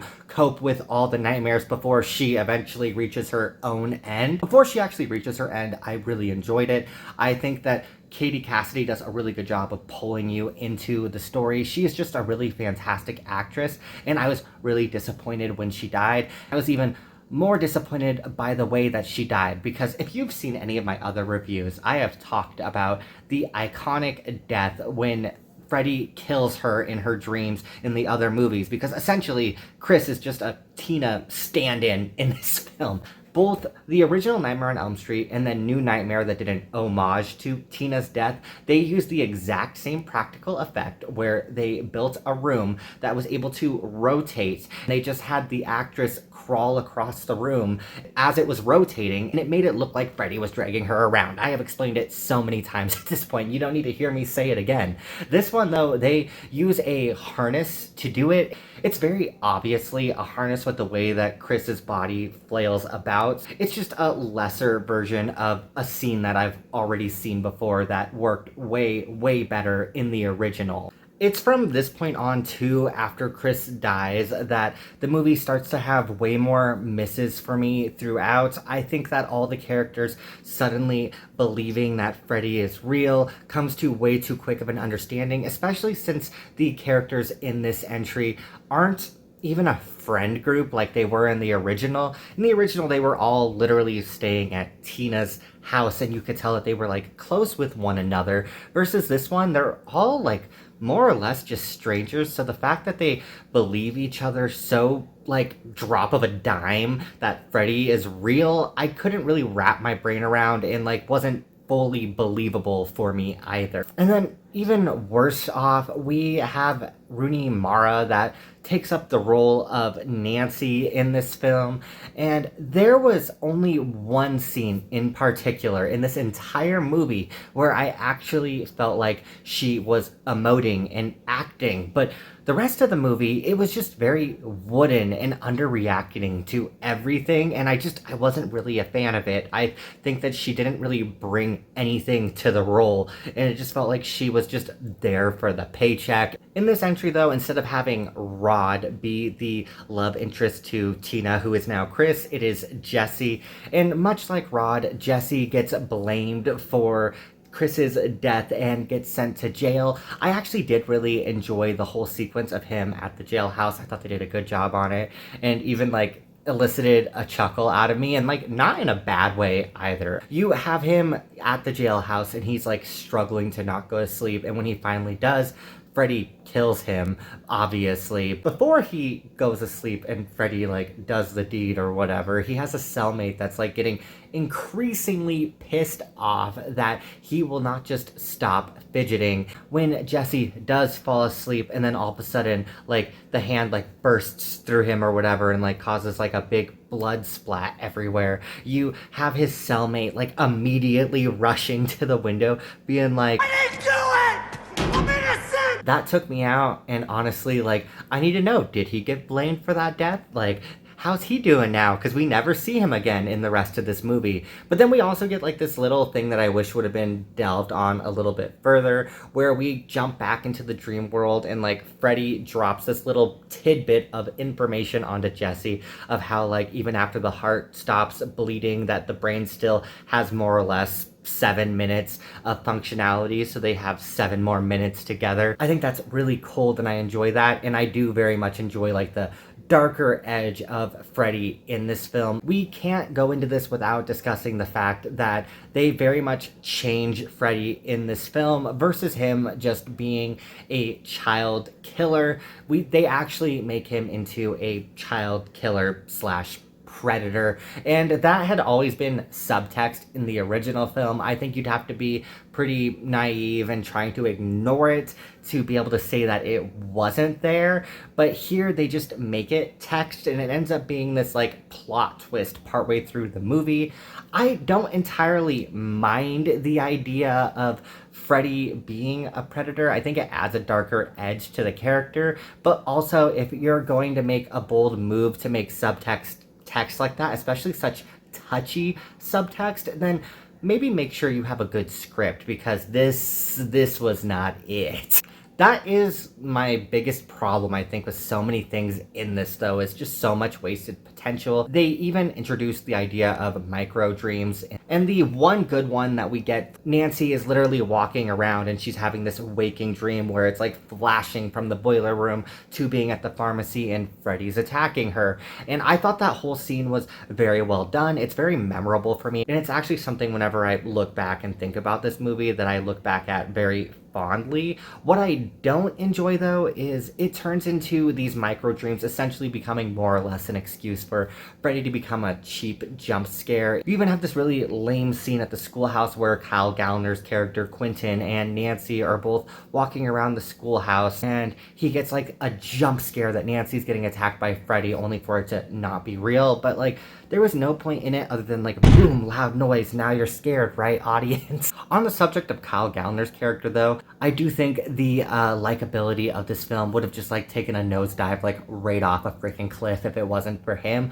I think his portrayal of Quentin is a really, really good one, and was very much what latched me on to like the latter half of this movie, because again, he's a modern day Scream King for a reason. You have this whole dream sequence where he is at like a swim meet and he ends up passing out, and he gets to see how Freddy was burned to death back in the day when all their parents came and set the boiler room on fire with him inside of it. I enjoyed that whole scene. And again, it just felt like anytime Quentin was on screen, I was more excited to watch this movie and see where it was going versus when he wasn't on screen. In the final act, though, and something that we've seen throughout this franchise, is that both Quentin and Nancy realize that they need to pull Freddy out of the dream world into the real world, and that's how they think they're going to be able to defeat him. And like, that has worked so well in every other Nightmare movie. Well, I guess it worked in Freddys Dead, but that movie was stupid, so we just pretend that one don't exist. So Nancy goes to sleep, and Freddy admits to her once she's in her dream that he has kept her awake for like so long that she's essentially in a coma now, and there's gonna be no waking her up. Again, another scene of Freddy just being really dark and fucked up that I really enjoyed. It's those like little lines of dialogue and stuff like that in this movie where you're reminded like this is a darker version of the character, and if the script would have just been a little bit better, then like maybe we could have rolled with it better. In this scene, you have him essentially like very much sexualizing Nancy in the bed. She's in a schoolgirl outfit now, and they even have this part where she's screaming for Quentin, and he does this like extra sexualized version of the line of like, I'm your boyfriend now, Nancy, from the original film. I'm your boyfriend now. And this is the one scene, in fact, where I thought Rooney Mara could actually act. In this whole sequence, I thought she was able to pull off like that brutal fear and how uncomfortable it was having this like predatory figure above her. But Quentin ends up using an adrenaline needle and like shoves it into her chest, and that's what wakes her up, and she pulls Freddy into the real world.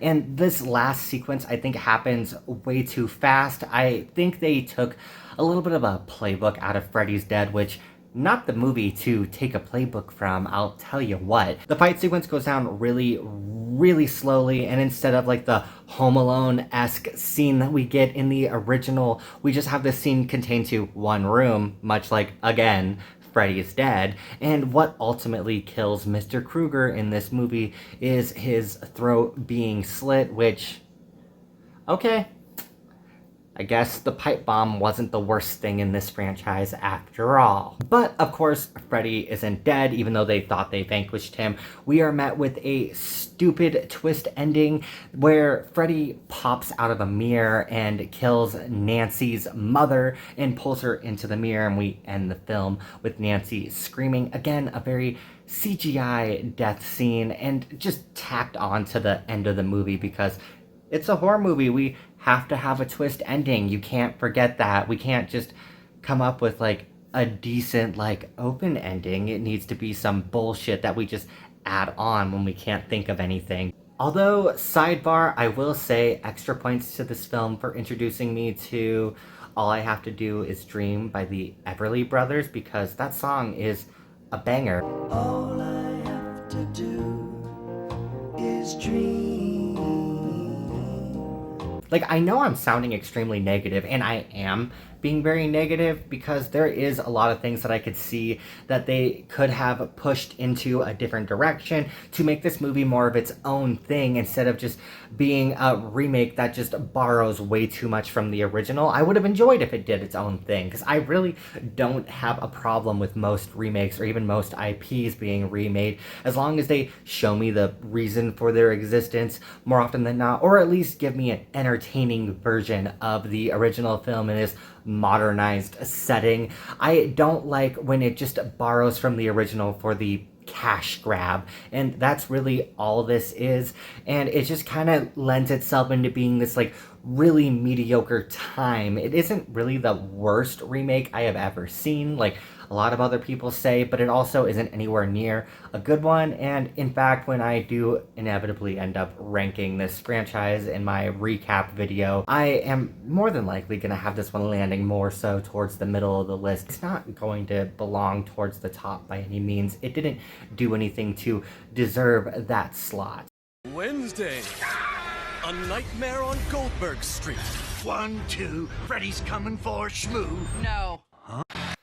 So this is way different than any other entry in this video, but I'm going to be delving into Robert Englund's final time playing Freddy Krueger, and funnily enough, as of today, it was in fact in Season 6, Episode 5 of The Goldbergs. And The Goldbergs, for those who don't know, is a sitcom that takes place in the 80s, and I've never seen any episode before this one. I haven't seen any after this one, even though I've heard of it. I'm just not much of a sitcom kind of gal at the end of the day. So honestly, this isn't really my thing, but I'm a completionist at the end of the day. So here we are going over all the Freddy media that I can scrounge up for you guys, and I admittedly enjoyed this episode more than I thought I was going to. There are 2 separate running plots in this episode, but I don't really care about the main character's sister and her boyfriend trying to figure out what their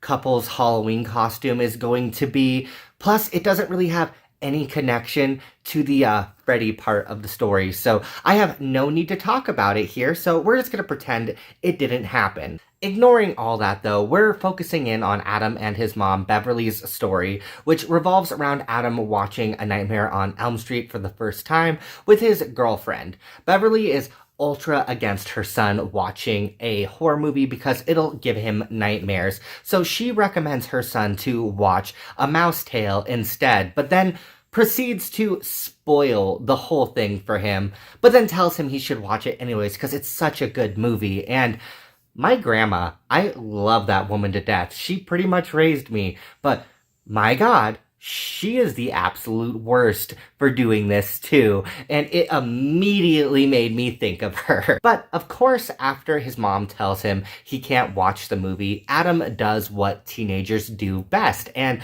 watches it anyways at his girlfriend's house, whose hippie parents are cool with her watching stuff like this, and my parents were like his girlfriend's parents. Hell, some of my earliest memories of horror are my mom showing me scary flicks, including A Nightmare on Elm Street when I was definitely way too young, and I thought they were cool.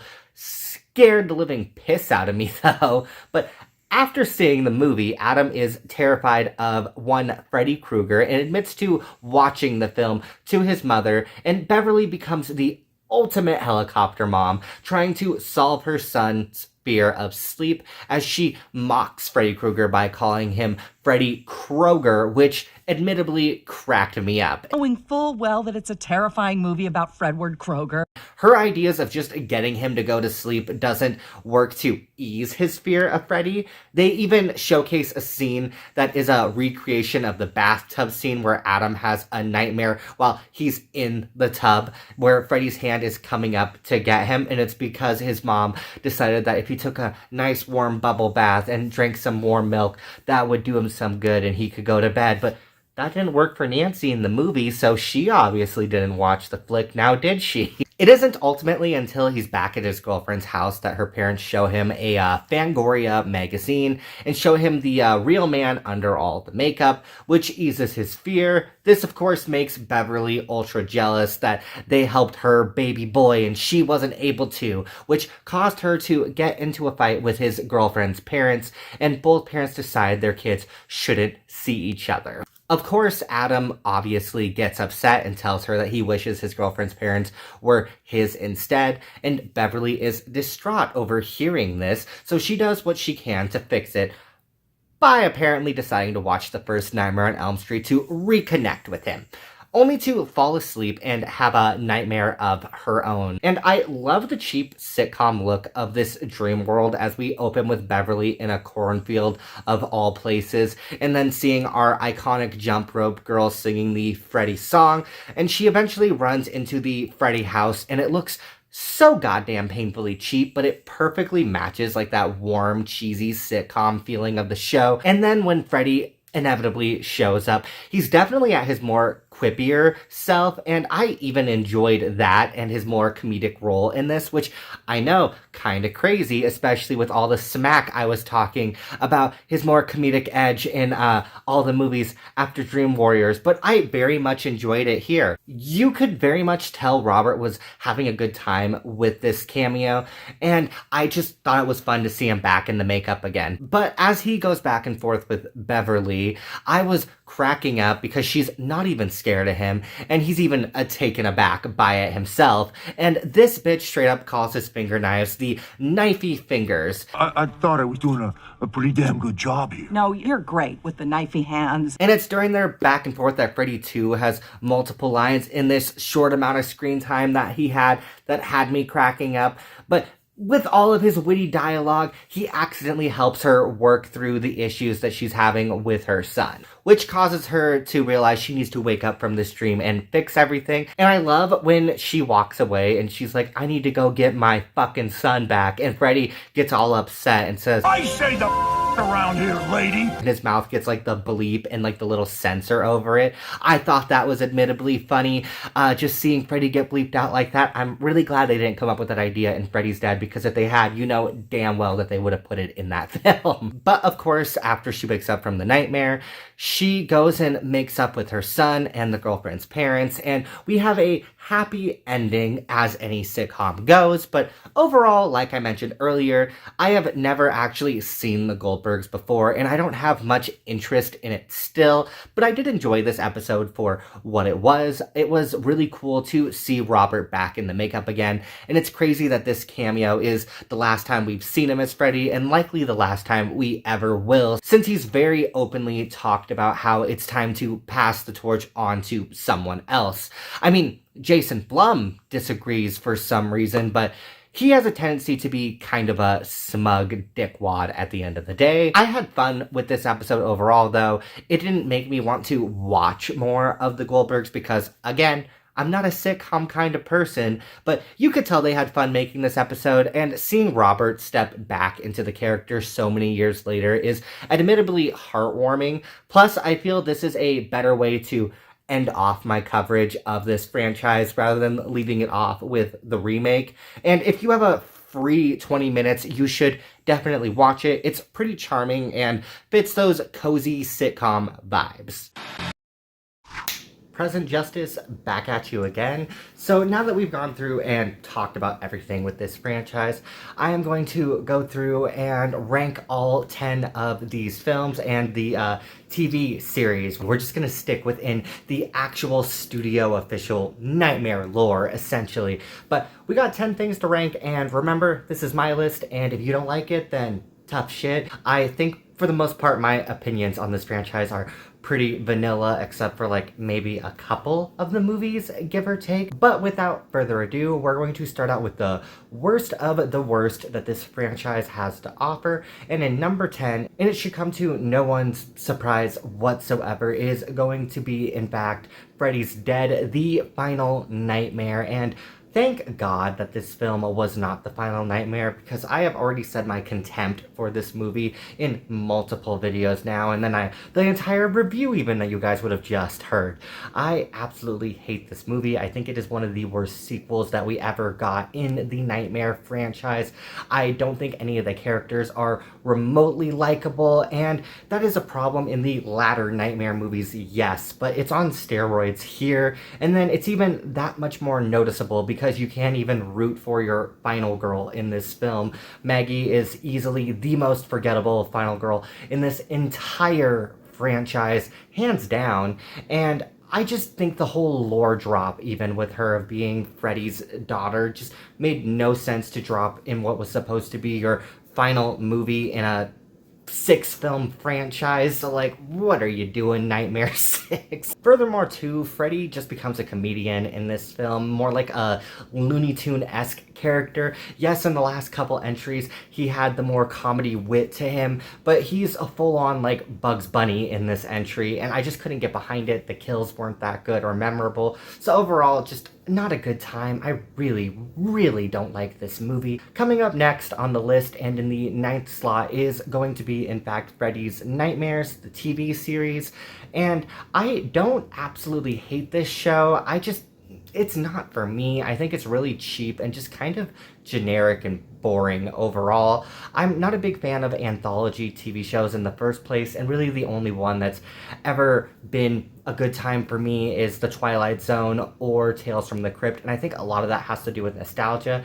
This one though, I just think the budget is extremely low and laughable, and they're not really able to do much with the gore, which I know that was because it was on daytime TV. They couldn't do much with it, but it took me out. And also I just think that having Freddy as a horror host essentially just doesn't work for the character, and this is it when he is like very much seeped into that MTV era Freddy that I've talked about throughout this video, and I'm not a fan of it. I don't think Freddy is at his best when he's the witty side character who's supposed to elicit a chuckle out of you, and I don't think he makes a very good horror host. So this is just too camp for me and too cheap, so that's why it ranks this far on the list, and I couldn't finish the 2 seasons that there was, so that probably counts in there too. But in slot 8 and 7, I feel like these two could be fairly interchangeable, but today, for what my gut is telling me, for number 8, I am actually going to be putting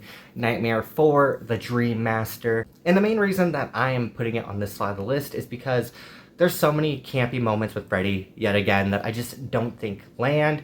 I think the whole scene of him, like, at the diner with the pizza and you see the little souls in the pizza, that's just a scene that forever is in my brain as complete cringe. I also want to include, because somehow I forgot, that the way they dispatched of our 3 surviving characters from Dream Warriors in this film is extremely just a big middle finger to fans of that movie, especially with the high that Dream Warriors was, and to come on to this lesser written movie is extremely frustrating to me, and a big part of the reason why it lands lower, at least right now for me, than Dream Child, because not even 30 minutes in, we're done with Kirsten, there goes Joey, Kincaid, and I would say that like the kills for like Joey and like Kincaid are okay, but Kirsten's death is so unceremonious, and she's recasted in this film, so it's just more points against this movie for me. But what I will say about this movie is that it introduces us to Alice, who is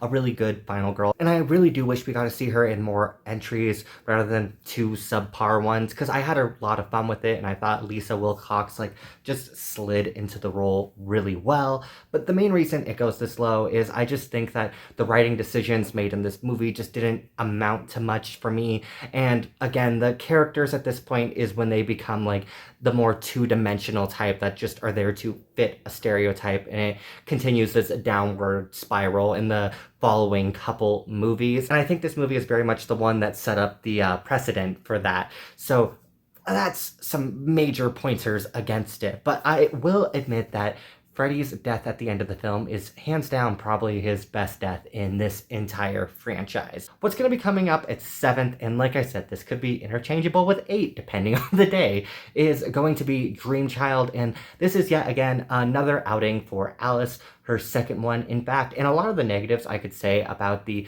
previous film Dream Master, I could say about this one as well. The main reason that it's going to land up higher for me this go around anyways is because I just felt like Freddy was a little less camp in this movie than he was in Dream Master. I also was a really big fan of all of the gothic tones that this film had to offer. I thought the visuals, the dark, moody visuals of the nightmare world were really on point in this film, and there's a lot of dream sequences in this entire entry that are extremely memorable to me. But again, it's not the best movie. I think this film, in fact, has one of the worst deaths for Freddy. In fact, Freddys Dead takes the cake for the worst one of all time. I enjoy seeing Alice again, but it's still not that good of a movie. But coming in 6th place is, in fact, going to be the 2010 Nightmare remake. And I feel like this one is just an extremely middling movie for me. And I know a lot of people probably would have put this more so towards the bottom of their list. But again, like, it's landing in the middle for a reason for me. I can see like the good ideas within this movie that I wish they would have pushed further into, but it was just too reliant on following the original film, and it just wanted to do something safe so that it could make a couple bucks, and it did make a couple bucks, so like that tracks, I guess. But I just wish they would have done something more memorable with it. I think they could have ended up bringing Freddy into the 2010s era, and we could have built a new franchise around the character. I don't even think that it is heresy to have Robert Englund recasted. I think that it'd be cool to see someone else jump into the character's shoes and see what they could do to it and what life they could bring to it. I just don't think this was it. I think that the writing was not good, and again, it just borrowed too much from something that was already made and scenes that were already done better and that didn't need to be retopped yet again. And then furthermore too, having a lead in your film that is just so wooden and hard to latch onto is such a miss, and it just kind of makes the movie a little bit of a slog to get through. Really, the only reason that I have it on the middle of this list though is because all the entries that fall behind it, I feel less need to rewatch them versus this one. For some reason, even though it's such an movie, I get the hankering to watch it again every once in a while. A hot take probably, but do I care? No, not really. But coming up next is going to be Nightmare 2, Freddys Revenge, and this movie probably would be a little bit higher if it wasn't so black-sheeped from the franchise. I think the character of Jesse is a really fun one. I enjoy Mark Patton so much in this film, and yes, I've already said it ad nauseum. This movie is the infamous queer Nightmare on Elm Street, and that alone, I think, gives it so many points in of itself. But just because it is so disconnected from the rest of the franchise, it feels more like a spin-off movie than it does like an actual Nightmare movie within the continuity. It just throws me off a little bit. It makes me weary of putting it any higher on the list when all the other entries in the franchise essentially try to ignore it. But I will say that I do enjoy a lot of the deaths in this film. I think the coach's death is a really fun one. I also think the goopy effects when you see Freddy burn at the end of the film are admittedly really good, and something I wish they would have done in like Wes Craven's New Nightmare, but we'll save that for when I get to that movie. Overall, it's not something I would say skip. I think it's a huge landmark in queer history. It's the only slasher franchise to essentially have like an outright queer sequel. So that alone, I think, has made it earn its place in like film history. Coming up next and in 4th place is Freddy vs. Jason. And this movie is just dumb fun through and through. You literally see it in the title. It's Freddy vs. Jason, and you're going to expect a bunch of really bloody and creative deaths, and the two to essentially have an all-out fight that's just going to be gore all over your screen, and that's exactly what you get with this movie. You don't really have any likable characters, but does that matter in this film? No, not really, because again, you're not here to see any of these dumb teens. You're here to see Freddy and Jason fight each other and then go and kill them. So there really isn't anything else I can even say about the movie other than that. It's not that it's a good movie, but it's not a bad movie either. It's just a really, really entertaining one, and it knows what exactly it is, and that is a dumb, schlocky horror flick, and it revels in that. So I'm throwing it this high up on the list just for entertainment value alone. But coming up next in the third slot is going to be Wes Craven's New Nightmare, and I think this was a really fun like sidestep in the franchise and a good like third entry in like the Nancy trilogy essentially. Though I don't think the meta horror is done to the best effect as it would have been in Scream a couple years later, I think seeing this like prelude to Scream in this film, especially with Wes Craven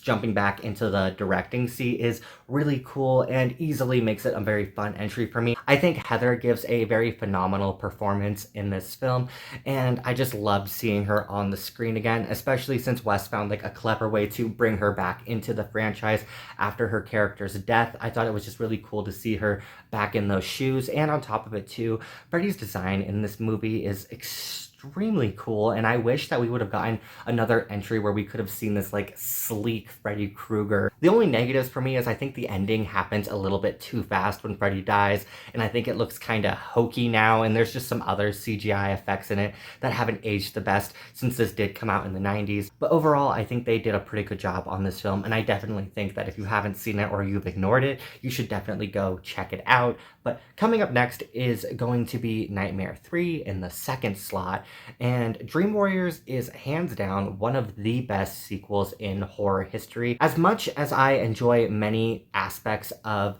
Freddys Revenge, I do think that it was kind of a misstep for the franchise to go in that direction. Whereas with this film, I feel like they course corrected and gave us like a proper sequel to the original 84 film. You have the return of Nancy, and she's written into the film so well alongside a new final girl in Kirsten. And it doesn't feel like Kirsten struggles to fight up against Nancy on screen time. She's just as likable as Nancy is, and I think that's a feat onto itself where she's not overshadowed by the original final girl. And on top of it too, Patricia Arquette does a really good job with the role. And this film is the one where I think they perfectly fall in line with like the campy Freddy Krueger while still keeping him freaky, because he has plenty of really good one-liners, but then he also has just as many like really disturbing and gross kills with many effects that I think have aged extremely well all up to today. So I think it's the best sequel in horror history, damn near, and if you haven't seen this one, you definitely need to watch it. And if you have already seen it, then